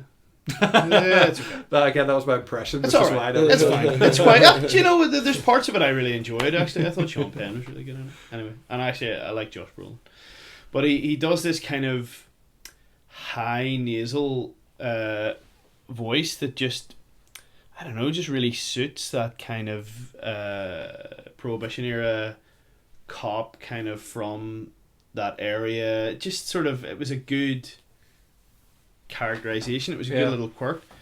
Because usually his voice is relatively low, but he sort of changes it up now and again, which I don't know, that's a weird thing to like, but I've always kind of liked that. Since that point then I've looked at other films and kind of admired that. And also admired, like you say, when he knows not to talk. I mean, Drive's the perfect example of, you know, an almost silent character nearly who, you know, you don't see that much now. You know, you saw it so much in like the 50s, 60s, 70s, and you know, we don't see it so much anymore. But yeah, Drive's a cool film. And then like Emma Stone, like what was your opinion of Emma Stone in it?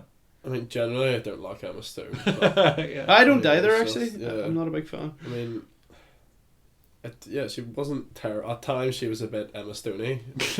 Well, apart from that, I mean, there was the scene where she's like having the phone call, the kind of audition thing, and it's just absolutely nothing to do with the plot. It's a really notable, brilliant piece of acting, and there are bits like that throughout. And you know, if you can get over the little bits of herself, it's fine. Yeah. No, I know what you mean. I think that's probably the case for me, that I have such rose tinted glasses in terms of opinion of her in that film, because her standout scenes are just so good and so up there, and she, like I would say, she does have a number of them. It's almost, you know, like Zelda, I couldn't say enough things about that film. Like, I would really find it hard to criticize it. Even when it was doing something that, there was 2 occasions it did something that disappointed me, which became significant plot points that completely won me over, you know.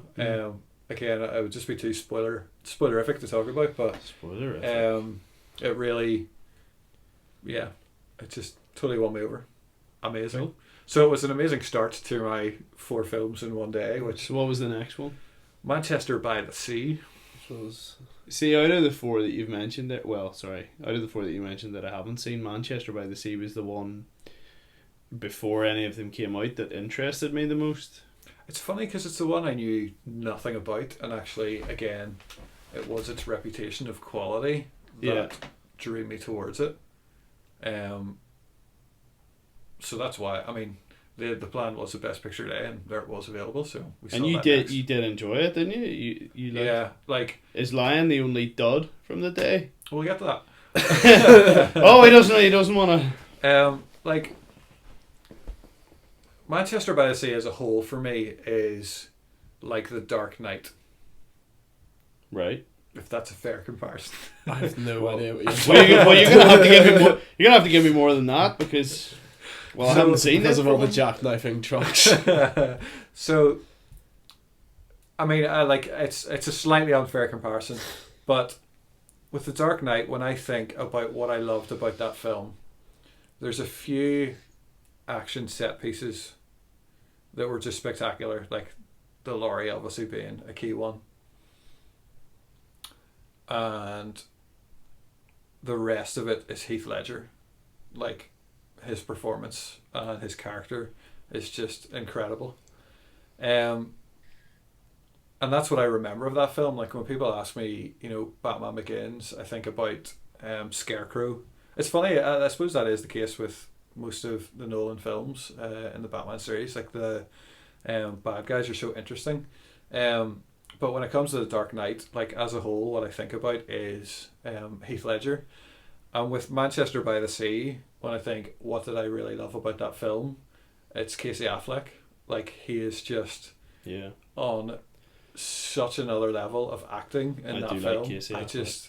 I've always liked Casey Affleck, and to be fair, I've liked Ben, but for very different reasons. Like, he is the more popcorn flick kind of actor, which is slightly unfair.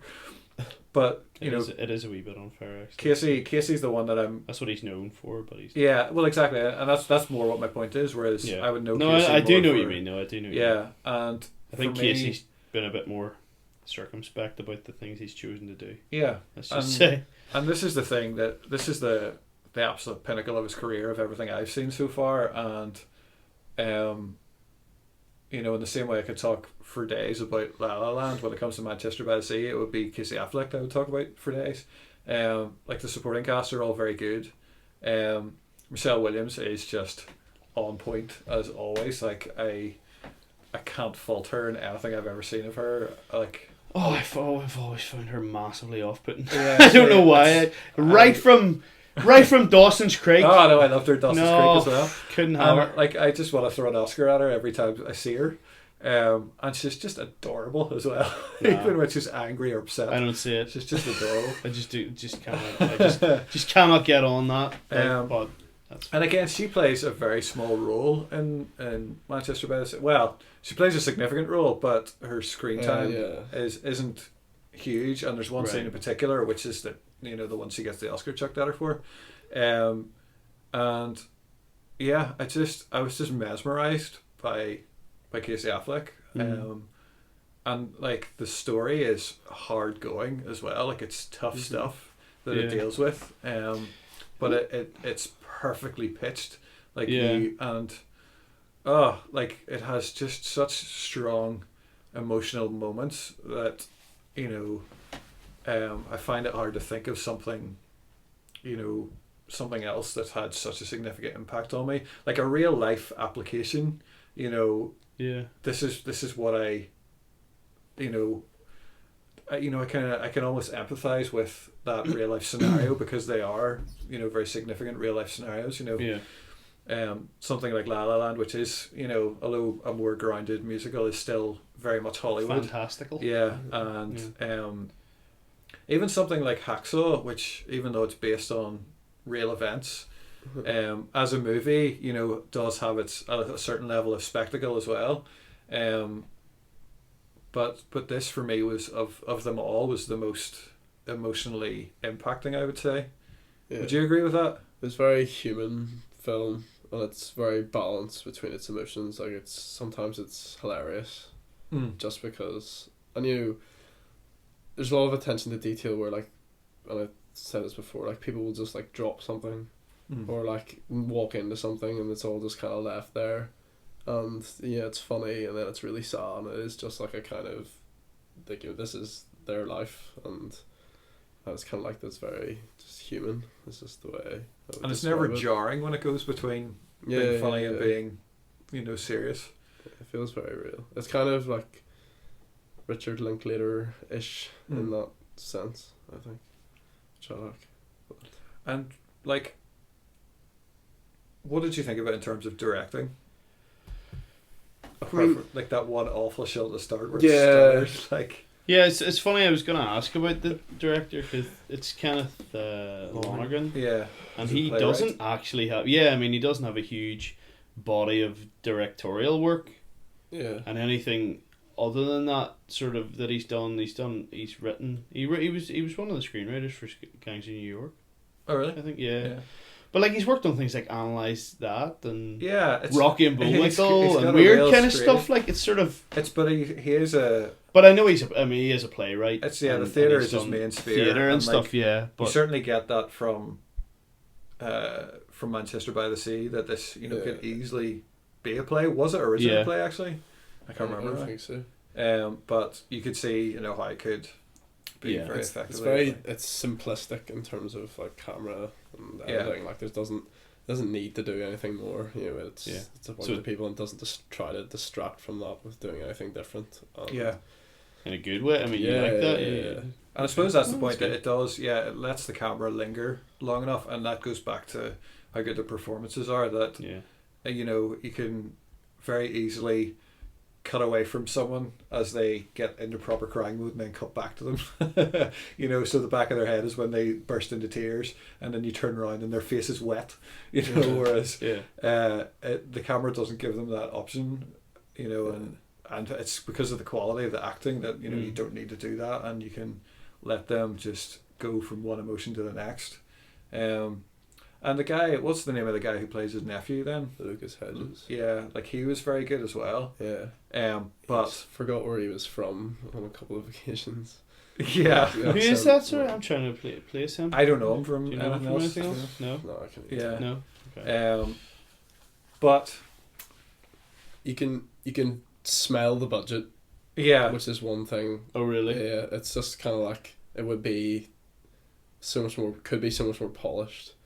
I think if there was like another couple of million there to play around with. Yeah. Even just in terms of cinematography, it's very simplistic. Yeah, and like Matt Damon has talked pretty extensively about all of their issues. So. Oh really? And you can kind of get the sense of it because there are a few shots where it just won't cut, and you're like, why? Because you get that sort of thing in your head where like you kind of know where everything should change in a scene, and then you'll be watching it and you just feel like there should be more cuts involved, but you can't really fault. The writing is exceptional. I think that's what really drives it. Very good. I do look forward to checking it out at some point. I just don't get the cinema as much as I would like anymore. That's the truth. So we're 2 films in, and we went to see the other. Peter already reviewed Lions, so that's kind of done. That's kind of taken care of. I don't want to give it that time. I don't want to give it much time. Like it's really like it's weird actually, just given how. Well, I don't know. Like I said before, I don't know whether the reason why I give it such a hard time is because it was sandwiched between such good films. Like if I'd seen it in isolation, would I feel differently? And if I watched it again, like I find it to be a very hard film to criticize in terms of a lot of aspects. So the first half, and it is the first half, is him as a kid getting lost, and the kid who plays him is amazing. Like he's so good, and it in itself was a pretty good film. The first half? Yeah. Right. The second half, but was it? What was anyone trying to do? Well, I know it's like it's like it's really hard to sort of. I find it really hard to like define what was wrong with it because. Yeah, I'm just not going to bother trying. It was just aimless, like predictable, and like it was a story based around one thing that would happen that was pretty unlikely. Yeah, it wasn't amazing. It didn't take long. It was just, and it all just is this one point, and then they just draw all these big circles around it until it makes a film, and that's just not. It felt like it should have been work. like a half an hour documentary rather than a film. I think that was my overall Yeah. opinion of it. Like, because it is an amazing story, to some extent. It's not that amazing. Well, it's like the second half is like, I mean, him. It's unlikely. I don't know, It's unlikely, yeah, and it's even that I've kind of said that, amazing. like the unlikeliness part of it, like when I watched the film and when it explained stuff, I was like, that doesn't make sense. That should have been easier than it was, Yeah. or he's missing the really obvious thing. But anyway, the second half is then Dev Patel, who is quite good as well. But it felt like they had spent too long in the first half, which, as Peter said, because it's aimless, it could have been shorter. And then they just really quickly jump from thing to thing, and like I never really felt his motivation for it, if you know what I mean, like how he got to the point of going, I need to find where I came from. Yeah. It just sort of happened, Yeah. and it didn't even seem like that big a deal to him. He just decided to do it. So like I think that's the thing, that like it probably is a writing problem then, more so than anything, like, because I wouldn't really fault it for performances, but yeah, it was pointless. It felt like a totally pointless film. I would have been, and I'm so surprised at how much like praise it's getting, because I don't know why Yeah. it is, you know. I would have been raging if I'd have gone, which I probably would have, if I'd have gone to see that just on its own one night, and that was what I would have done I'd put your money that into, day. yeah. I would have been fuming. Yeah. Mm. And so that's the thing, that like, yeah, it's an interesting enough story, but it's not worth 2 hours of your life. Yeah. It's well acted, but also it's not worth seeing it for that purpose. Like I said, Is it well acted? yeah, I think so. I think the kid's good, and I think Dev The Patel's kid's good. Dev Patel kind He of just annoyed didn't- me. He didn't convey any Well, yeah, I think that's the point, that motivation. what he did convey was good, but he wasn't given enough to convey. Like there was never enough time for him to really like talk it out. Like even like when I remember the conversations he had with his other half about wanting to do this, Uh-huh. I can't remember them. I can't remember anything of it, if you know what I mean. Like I can't remember this really defining moment where he was like, you've no idea what this has been like, or you Well, know. no, it was when he saw that sort of Indian equivalent of a Monster Munch sitting Yeah, no, at that I know, party. but like, I know, but even that scene like was like so unmemorable. I can't really remember it. Yeah, All, he's all I just- remember was he ate a biscuit and then Yeah, wanted to go home. Do you know what I mean? And it wasn't even like Sounds weird. it looked like someone had like sprayed him with a bug spray in the face, and he was just like, why'd you do that? As opposed to, yeah. oh my goodness, I really want to find my family, you know. And so what little he did was good, but he needed way more, and it needed more time for that. But like, having said that, I don't think I want to watch that. I don't want to see more of that. You know, if they recut it and added those scenes, I would be like, it's still not worth the time. Like, Yeah. it would be better off a half-hour documentary with the actual guy just telling you what he did and when he did it. Which you is know, where we which is where end you up. yeah. And then like that whole final thing's just so forced as well. I Like know. I hate that. Like there's, like Hacksaw sort of does Right, it to an extent yeah, as well. I didn't. The first time we saw Hacksaw and that he comes up at the end, you're just like, I've just seen Hacksaw Ridge for the first time. You're kind of buzzing, you don't really care, and you're watching this thing. It's, oh, it's amazing, it's true. The second time I watched it, I was like, wow, that's really cheapening everything I've just seen. I really didn't like that. The one memorable thing from the end of that was, I sort of feel like this is a minor spoiler, but when he says about lying there every time and just saying to God, just one more. Like, I really loved actually hearing him say that. Yeah. But I don't necessarily need to hear that at the end of the film. Yeah. You know, like I could watch a documentary. Stick it on the DVD. Having been inspired by the story and wanting to know more and Yeah. hear, you know, the non-Mel Gibson bits of it, you know.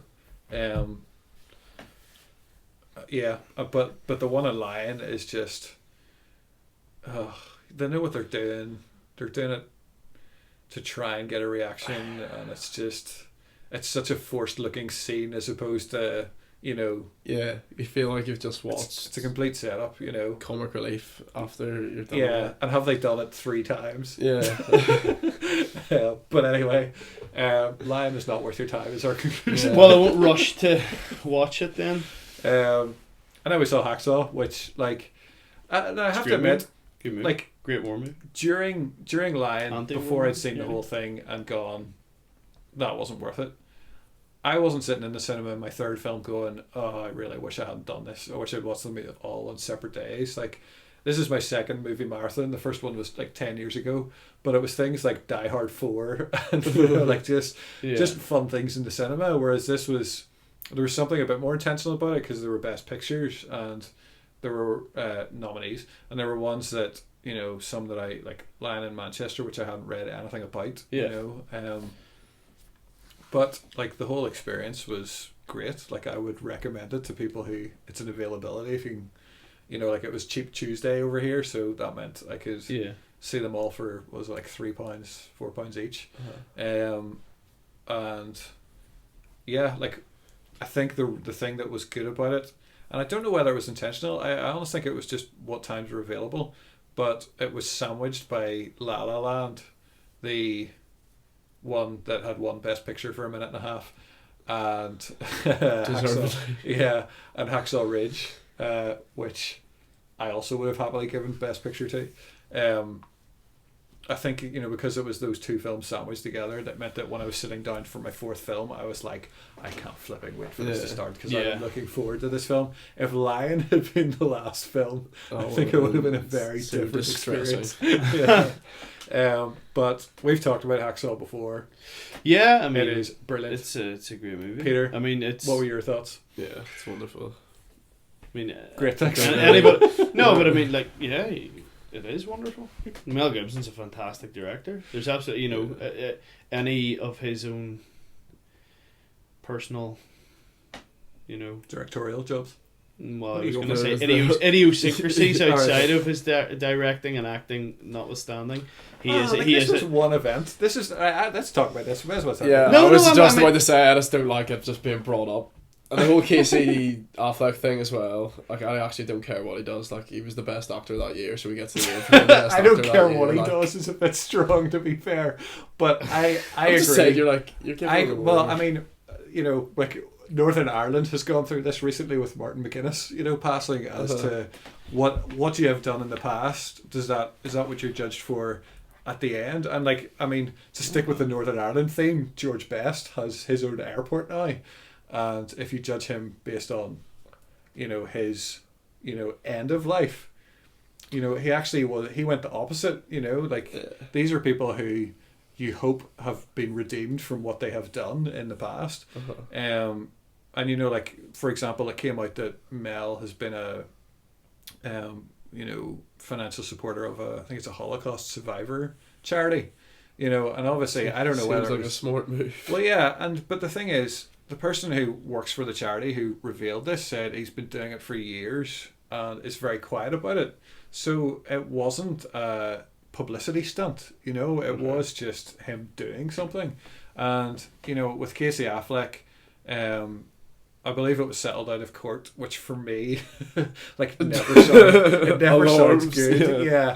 Like, but, you know, whatever he had done in the past, it's like, you know, you have to give people grace and say that doesn't define who you are. Yeah. You know, he's still just doing his job. Yeah, I can appreciate it if doing it well. If you're a serial person known for doing it consistently and you're why still are you doing not in it, jail? yeah, for one. No, I mean, I wasn't. I mean, I wasn't referring to any one thing. I mean, he has been at the center of a few controversies. But yeah, but no, I just, like, my point was going to be, I don't care. You know, that's not what I, you know, regardless of any of that, like his you know, the quality of his directing is evident. I just think, for like, anyone to see. Like, I mean, his movies are always exceptionally well shot, well scripted, well written, well paced. You know, You're still getting off a point that I want to talk about. So, Fair enough. I was watching the Hollywood Reporter roundtable with the directors, and like they are always great. And I think they maybe mentioned something about Oliver Stone. I can't remember, but again, it came up about Mel Gibson during that conversation. About events of the past, and how he's overcome image problems or whatever. And like it just really bothered me that it's like he was the one who was picked on because of a very public event. Like there's one or two. Well, I suppose there's two in particular that have been brought up. And it's like, if you went round all the people at that table, like he's without sin cast the first stone kind of attitude. Like all of those people have done stuff I'm sure they're not proud of, and that we would rather not have our opinions of them tainted by them.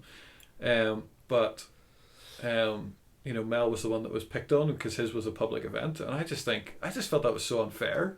I didn't like it, and I can appreciate if it's like a chat show where it's like you are there to hear a bit about their movie, but you also want to know about them and like what life's like for them. Whereas a director's roundtable, like it's called a director's roundtable, like I want to hear about their movie stuff. And Stephen Galloway gets on my nerves a bit. Which one's Stephen Galloway? The small Rowan Atkinson that asked Really? the questions. I didn't like the other guy. He seemed superfluous. I was like, why is he here? Knockoff. Who does he look like? I always say I have those two names for both of them. Who does he look like? That's going to annoy me forever. keep talking. Yeah, like I the first roundtable I saw, he wasn't there, and so when it was like, and I'm joined with knockoff guy, I was like, why are you here? Like, why do you need two people? And I rarely felt like his contributions were worthwhile. Anyway, my overarching point is like I really enjoy those director roundtables, and it does feel good to hear their opinions and stuff. And no one else, got like I said, Mel Gibson's was public, so it was like how's that affected you? Whereas it wasn't like so. Who else was there? I'm trying to think of an example. I don't want to use Barry Jenkins. Why am I using Barry Jenkins? Okay, Barry Jenkins. What have you done in the past that you're not proud of that's informed your filmmaking? If you know what I mean. Like, that's sort of a fair question. As opposed to, so Mel, you've had controversial issues in the past. How's that affected you?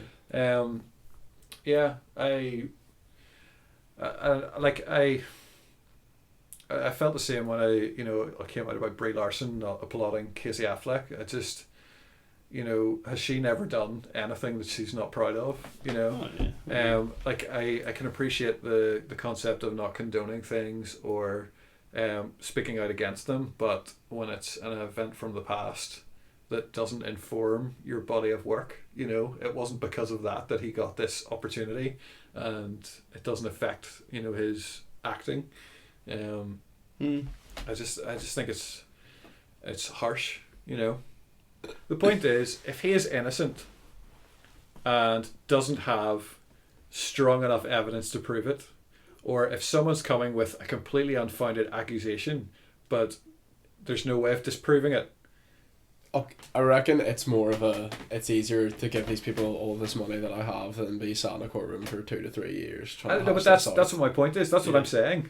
Yeah, but I don't think that's to do with whether he's guilty or not. I think that's just to do with... No, exactly. No, that was exactly what my point was. That it's not worth the hassle of a court system. Yeah. If you can get this, out of your like, I know people going through divorces at the time, and the process is horrific. And it's like, if there was a way to quickly settle it, you would. And so in this case, when you're accused of something, the circumstances can make it last forever. And so, if you can make it go away, why wouldn't you? This may all get cut. Yeah.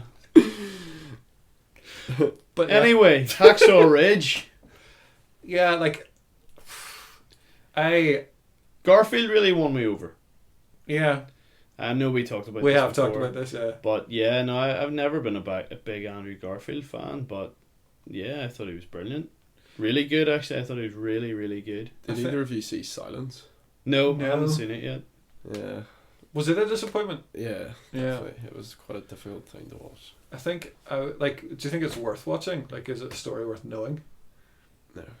I honestly wouldn't. But I mean, Andrew Garfield, again, though, is very good, Good at in it. it, I mean, yeah. to do 2 performances like that in a year, well, Yeah. well done to him. But, like, Yeah. I feel sorry for Scorsese, in a way, for loving that film and trying so hard to get it done, and then Yeah, that was sort of, yeah. he just was never heard of, really. Got, like, one nomination. Yeah. Well, that's true, I know. And, yeah, because there was a lot of hype leading up to it. Yeah. Yeah. I mean, but there always will be when Scorsese's making a film, to be fair. Yeah, well, that's it. Yeah. I think his, like, personal investment in it, though, Mm. seemed to be more than previously. It kind of sucks for him. So in the end, I find it hard to choose between La La Land and Hacksaw, if I'm honest, as my favourite film of the day. Like, in terms of, like, overall quality, I would say La La Land edges it. But I just loved Hacksaw. I think I am biased towards Mel Gibson because I've just loved all his films. I love his style of movie making. He does serious stuff well and entertainment well. He deals with tough subject matter at times, but not in a gratuitous way. I don't even think The Passion was gratuitous. Yeah, I think I I think would if you- just describe it as unapologetic. Yeah, I That's think really if you go, how I if would you're going- describe his filmmaking. if you're looking at The Passion as an entertainment piece, you know, and that's what you're going for, then it's gratuitous because that's just a disturbing thing to be wanting to see. Whereas as a representation of the events, you know, I think it was an important thing, you know, for it to be accurate to what happened in those days. Yeah. And so the same with Hacksaw, like I found that the depiction of the war scenes, as we've discussed, were just we talked so about it, harrowing and like just And rightly so. Why shouldn't it Yeah. be? I mean, it should be stark. It should be uncomfortable viewing. and then but like I said, then he managed to keep the entertainment value, and even, you know, as you said, with John C. Reilly showing up in Kong, and you were like, uh-oh. Like, Yeah. Oh, yeah. For me, Vince Vince Vaughn showing yeah. up, I was like, oh no, like what is this gonna be? And He was great. he was He was brilliant. yeah. I mean, again, it's one of those things where somebody becomes, certainly in more recent years, becomes typecast or by their own sort of design ends up acting in very similar types of movies. But, you know, Vince Vaughn himself he's had serious roles too.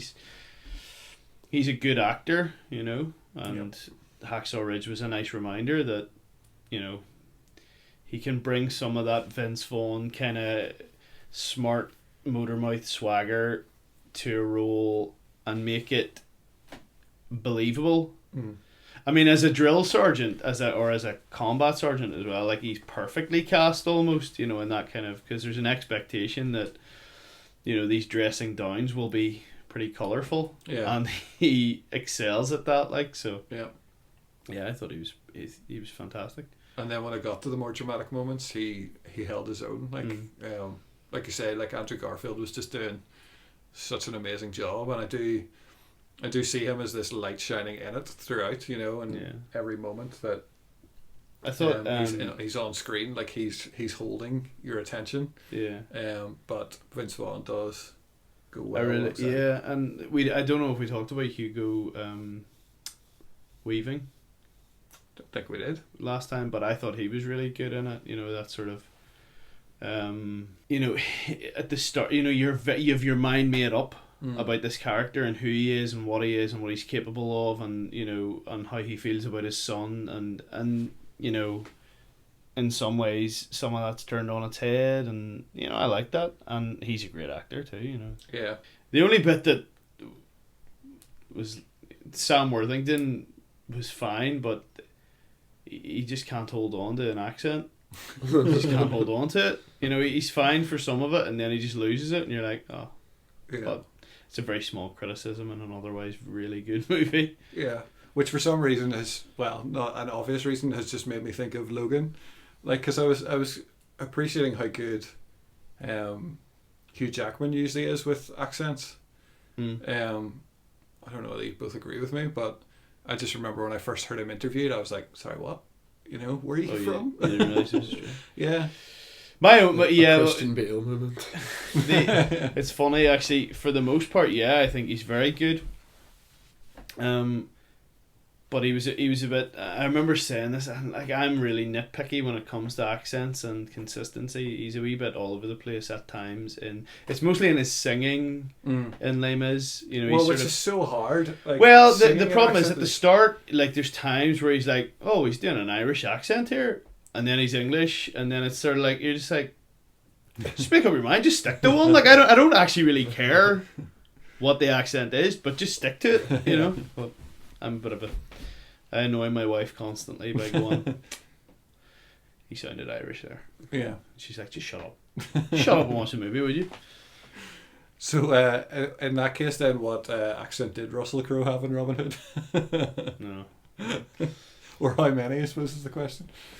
Yeah, I don't know. Yeah, so it wasn't... Well, this is the, like, sorry, just the... Charlie Hunnam. That's gotta be the... How can somebody who's English not be good at English accents? Yeah. I don't get it. How can he be more...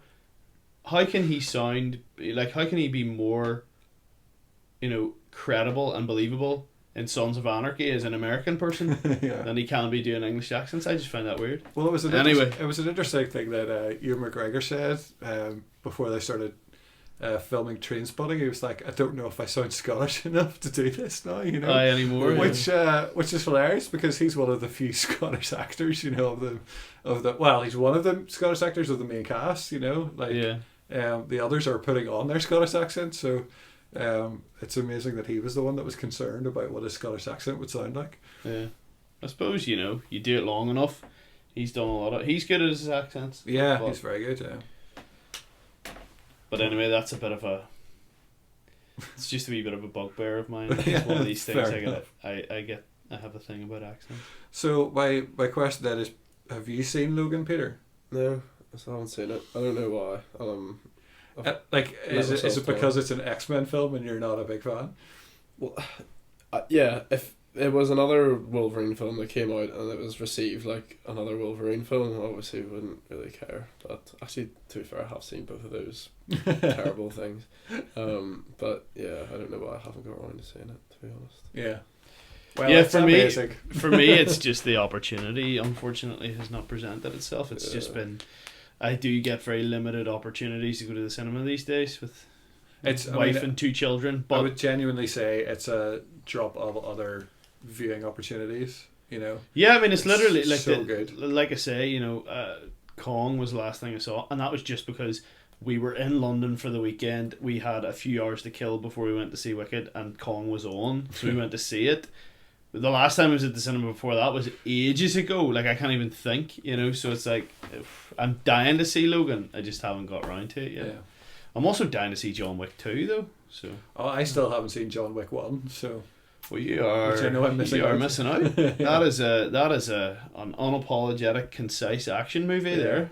And I love Keanu Reeves, to be honest. Like. Yeah, well, again, I can't think of a film I haven't enjoyed that he's in. Keanu Reeves is just, again, he's one of those guys. Like, I have a tremendous amount of admiration for actors who know what they're about. You know, he knows that he's good at specific things, you know, so he chooses his roles well. It's like Mark Wahlberg.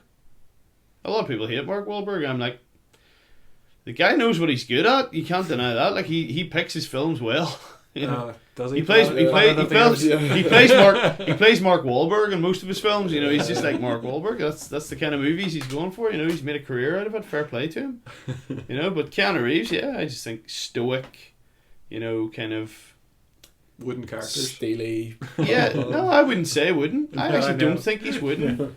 I think, you know, people used to call him wooden, and then we've since had actors like Hayden Christensen and you know, it's really wooden actors who have really woken you up to the fact that Keanu Reeves just has a style which maybe isn't everybody's taste, but I wouldn't call him wooden. Yeah, I do think he just has this kind of, he has a very sort of it's a very narrow kind of range of emotion that he shows, but I think that's kind of intentional and part of his part of his vibe, part of his act. You know, I think it's No, cool. I would totally agree. I don't think Wooden describes him at all, actually, in any of his films. And he's a dude, like, you know, he's Yeah. all that kind of all that kind of stuff that people used to make fun of in the Matrix. It's like, you know, the guy's half Hawaiian. Like, I mean, you know, this is who he is. Like, it's not like In his interview with Simon Mayo, he comes out with the classic line, "It's quantum, baby," and they just keep using that. It's just. I think he's great. He's I great. do really think he's great. And he I'll tell you something else. No Keanu, no Matrix. Well, I don't want like this whole idea of going back and revisiting the Matrix and doing some kind of prequel to show Morpheus and all that. I'm just not interested. The idea of like the Just Matrix doesn't interest me, before no. the one does not interest me at all. Do you Well, know I what just mean? think you've got an opportunity. What were they doing? The very nature of the Matrix, the way they were done, regardless of your feelings about the second and third film, there's a huge opportunity to just, you know, it's set up Yeah, for more. You know, the whole thing is cyclical. yeah. So just, you know, revisit it and, you know. But I just thought, I think Keanu Reeves is the Matrix. He is that sort of, he typifies it, you know. To do it without him just seems pointless. Yeah, and like for me, it was also like the Wachowskis that made that world, and so they're the ones who know it inside out, and so I want to see their take on more of it. You know, Maybe Neo will also have had a sex change, and that's why he's not cast. I just can't see that there's I just don't see an appetite for it. With you know, because either you didn't like the second and third ones. I think most people generally are accepting of the fact that the first Matrix film is a really good film. Yeah. But the second and third ones, either you don't like them and therefore you don't want more Matrix movies, or you did like them, but you like them because of what they were. So, you know, you're not... I don't know who that's fan service for. Coming back and revisiting it, but not quite... You know, it's... Yeah. I don't know who that's for. Yeah. I just don't know who it's for. Yeah, and like I really don't care at all how Morpheus became Morpheus, because it's almost certainly a very similar situation to how Neo became Neo. Of he was living in the Matrix, someone told me he could get out, so he did, and he was like, no, I need to find the one. You know, and it'll end with the Oracle saying you need to go find the one, and it'll be like, what do you call him? The guy who they're looking at too? He was, you know, in Creed. Oh, Michael B. Jordan. I have to say, it's kind of controversial. I don't love him. I don't really like him that much. I think he's okay. I don't know what the fuss is about. You know, I was like, he's alright. Yeah. But this idea that they're like really they're pursuing him. Yeah. I'm just like, well, alright, whatever. That's what's going to make it worth seeing, because he'll be in it. Yeah. Right. Let's wrap this up. There's Tom Ford, is who I was thinking of. The other guy from the Hollywood Reporter. Is a knockoff Tom Ford. I don't know what Tom Ford looks like. Yeah, he kind of looks like that guy, but like more fair point, but richer. You haven't watched Nocturnal? Yeah. Have you? That was good. Was it good? Yeah. Yeah, I didn't expect, like, you know, you obviously hear, you know, this fashion designer's made films now, and kind of, but no, it was actually quite good.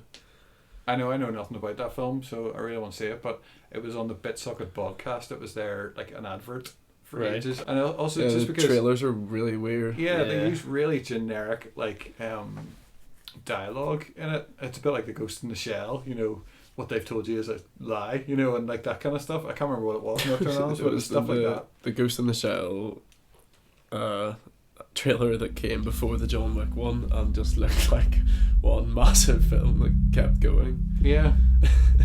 Yes, that's right. Yeah, they sort of, the style of the two films just sort of blend into each other, you know.